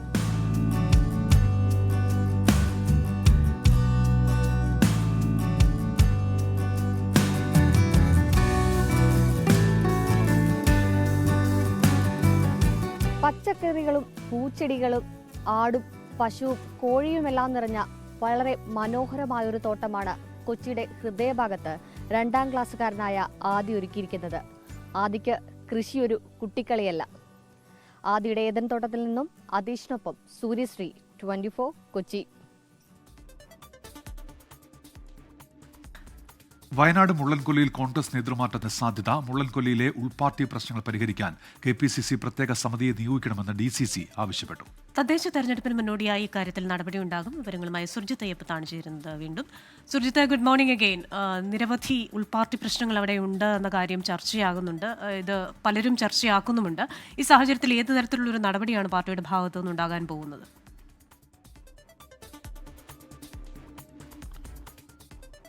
ക്രിസ്റ്റീന, ഇതിൽ പ്രധാനപ്പെട്ട കാര്യം ഈ ജോസ് നെല്ലയിടത്തിൻ്റെ ആത്മഹത്യയുമായി ബന്ധപ്പെട്ട് അത് കൃത്യമായ രീതിയിൽ തന്നെ ഗ്രൂപ്പ് വൈരത്തെ തുടർന്നുണ്ടായ സംഭവവികാസങ്ങൾ തന്നെയാണെന്നുള്ള സ്ഥിരീകരണം, ആ ബോധ്യം പാർട്ടിക്കുണ്ട് എന്നുള്ളത് തന്നെയാണ് വ്യക്തമാകുന്ന കാര്യം. എന്തായാലും ഇതിൽ ഇപ്പോൾ നിലവിലിപ്പോൾ ഈ ബത്തേരി സ്വദേശിയായിട്ടുള്ള രാജേഷിനാണ് ഈ സംഘടനയുടെ ചുമതല, അതായത് മണ്ഡലം പ്രസിഡന്റ് ചുമതല. അടിമുടി ഈ മണ്ഡലം കമ്മിറ്റിയെ മാറ്റണം എന്നുള്ള തരത്തിലുള്ള ഒരു നിർദ്ദേശമാണ് DCC മുന്നോട്ട് വയ്ക്കുന്നത് എന്നുള്ളതാണ് നമുക്ക് അറിയാൻ കഴിയുന്നത്. സ്വാഭാവികമായി അത് KPCC തന്നെ ഇടപെട്ട ഒരു സമിതിയെ നിയോഗിച്ചുകൊണ്ട് ഈ തദ്ദേശ തെരഞ്ഞെടുപ്പിന് മുമ്പ് ഒരു നേതൃമാറ്റം സാധ്യമാക്കണം എന്നുള്ള തരത്തിലുള്ള ഒരു ഇടപെടൽ, അത്തരത്തിലുള്ള ഇടപെടൽ KPCC നേതൃത്വത്തിൻ്റെ ഭാഗത്ത് ഉണ്ടാകണം എന്നുള്ള ഒരു നിർദ്ദേശമാണ് നൽകിയിട്ടുള്ളത്. അതേസമയം ഈ ഇദ്ദേഹത്തിൻ്റെ മരണവുമായി ബന്ധപ്പെട്ട്, ജോസ് നെല്ലയിടത്തിൻ്റെ മരണവുമായി ബന്ധപ്പെട്ട് ബന്ധുക്കളിൽ നിന്നും സഹപ്രവർത്തകരിൽ നിന്നടക്കം മൊഴിയെടുക്കാനുള്ള നീക്കം അന്വേഷണ സംഘം നടക്കുന്നുണ്ട്. ഇന്ന് തന്നെ മൊഴിയെടുക്കാനുള്ള ശ്രമമാണ് നടക്കുന്നത്. അതോടൊപ്പം തന്നെ തങ്കച്ചൻ എന്ന കോൺഗ്രസിൻ്റെ വാർഡ് പ്രസിഡന്റിനെ കള്ളക്കേസിൽ കുടുക്കിയ സംഭവവുമായി ബന്ധപ്പെട്ട് കൂടുതൽ അറസ്റ്റുകൾക്കും സാധ്യതയുണ്ട്. അത് പോലീസ് എന്തൊക്കെയായാലും അതുമായി ബന്ധപ്പെട്ട നടപടിക്രമങ്ങളുമായി മുന്നോട്ട് പോവുകയാണ്. ഇതിൽ കൃത്യമായ രീതിയിലുള്ള ഗൂഢാലോചന നടന്നിട്ടുണ്ട്. അത് കോൺഗ്രസിൻ്റെ ഭാഗത്തു നിന്ന് തന്നെ, പാർട്ടിക്കകത്തു നിന്ന് തന്നെ നടന്ന ഗൂഢാലോചനയാണെന്നുള്ള കാര്യം വ്യക്തത പോലീസിന് മുമ്പാകെ വന്നിട്ടുണ്ട്. സ്വാഭാവികമായും ആ ഒരു നടപടിയിലേക്ക് കൂടി കടക്കാനുള്ള നീക്കമാണ് ഇപ്പോൾ നടക്കുന്നത്. അതേസമയം ഈ വ്യത്യസ്ത അഭിപ്രായങ്ങളാണ് ഈ കരാറുമായി ബന്ധപ്പെട്ട്, ഈ NM വിജയൻ്റെ മരുമകളുടെ ആത്മഹത്യാ ശ്രമവുമായി ബന്ധപ്പെട്ട കാര്യത്തിൽ വ്യത്യസ്തമായ അഭിപ്രായമാണ് T സിദ്ദിഖ് MLA-യും അതോടൊപ്പം സണ്ണി ജോസഫും ഉന്നയിച്ചത്. സണ്ണി ജോസഫ് പറഞ്ഞ കാര്യം, ഇങ്ങനെയൊക്കെ ഒരു കരാറില്ല, അതായത് പണം നൽകാമെന്ന കരാറില്ല, പാർട്ടി കുടുംബമായതിനാൽ സഹായിക്കുന്നു എന്നുള്ള തരത്തിൽ തന്നെയാണ് അദ്ദേഹം പറഞ്ഞത്. പക്ഷേ അത്തരത്തിലൊരു കരാറ് തയ്യാറാക്കിയിരുന്നു എന്നുള്ളത് T സിദ്ദിഖ് പറയുന്നുണ്ട്. പാർട്ടി എല്ലാ അർത്ഥത്തിലും ഒരു സഹായം നൽകിയിട്ടുണ്ട്. നേരത്തെ തന്നെ 20 ലക്ഷം രൂപ അവരുടെ മറ്റ് ജീവിത കാര്യങ്ങൾക്ക് വേണ്ടി 20 ലക്ഷം രൂപ പാർട്ടി കൈമാറിയിട്ടുണ്ട്. 20 ലക്ഷം രൂപയുടെ വായ്പാ തുക അത് സ്വകാര്യ പണമിടപാട് ബാങ്കിൽ അടയ്ക്കാനുള്ള നീക്കം പാർട്ടി നടത്തുന്നുണ്ട്. അതോടൊപ്പം 60 ലക്ഷം രൂപ ഈ ബത്തേരി ബാങ്കിൽ നിന്ന് എടുത്ത 60 ലക്ഷം അതുമായി ബന്ധപ്പെട്ട ആ ലോൺ തുകയും അടച്ചു നീക്കാനുള്ള നീക്കം പാർട്ടിയുടെ ഭാഗത്തുനിന്നുണ്ട് എന്നുള്ളത് പറയുന്നുണ്ട്. പക്ഷേ ഇതിനെല്ലാം തന്നെ കാലതാമസം നേരിട്ടിട്ടുണ്ട് എന്നുള്ള ഒരു സമ്മതം കൂടി T സിദ്ദിഖിൻ്റെ ഭാഗത്തുനിന്നുണ്ട്. ഇന്നിപ്പോൾ CPM ഇത് വലിയ രാഷ്ട്രീയ ആയുധമാക്കി ഏറ്റെടുക്കാനുള്ള നീക്കമാണ് നടത്തുന്നത്. രാവിലെ 8 മണിക്ക് ജില്ലാ സെക്രട്ടറി K റഫീഖ് മാധ്യമങ്ങളെ കാണുന്നുണ്ട്. ഇതിൽ വലിയ രീതിയിലുള്ള ഒരു കോൺഗ്രസിനകത്തുണ്ടായ ഈ മരണങ്ങളുമായി ബന്ധപ്പെട്ട് ആത്മഹത്യാ ശ്രമവും ഒപ്പം തന്നെ ആത്മഹത്യയുമായി ബന്ധപ്പെട്ടുള്ള കാര്യങ്ങളിൽ വലിയ രീതിയിലുള്ള പ്രതിഷേധം ഉയർത്തിക്കൊണ്ടുവരാനുള്ള ശ്രമമാണ് CPM നടത്തുന്നത്. ക്രിസ്റ്റീന, ഉന്മേഷ്. ഇത് രാഷ്ട്രീയ ആയുധമാക്കുകയാണ് ഏതായാലും വയനാട്ടിൽ CPIM. കോൺഗ്രസ് ആകട്ടെ കാര്യത്തിൽ പ്രതിരോധത്തിലാണ്. അക്കാര്യത്തിൽ നടപടി ഉണ്ടാകും എന്നാണ് ഇപ്പോൾ സുർജിത്ത് അയ്യപ്പത്ത് റിപ്പോർട്ട് ചെയ്യുന്നത് വയനാട്ടിൽ നിന്ന്. ഇതോടെ മോർണിംഗ് ന്യൂസ് പൂർണ്ണമാവുകയാണ്. ഇനി കാണാം good morning with R. Sreekandan Nair. നമസ്കാരം.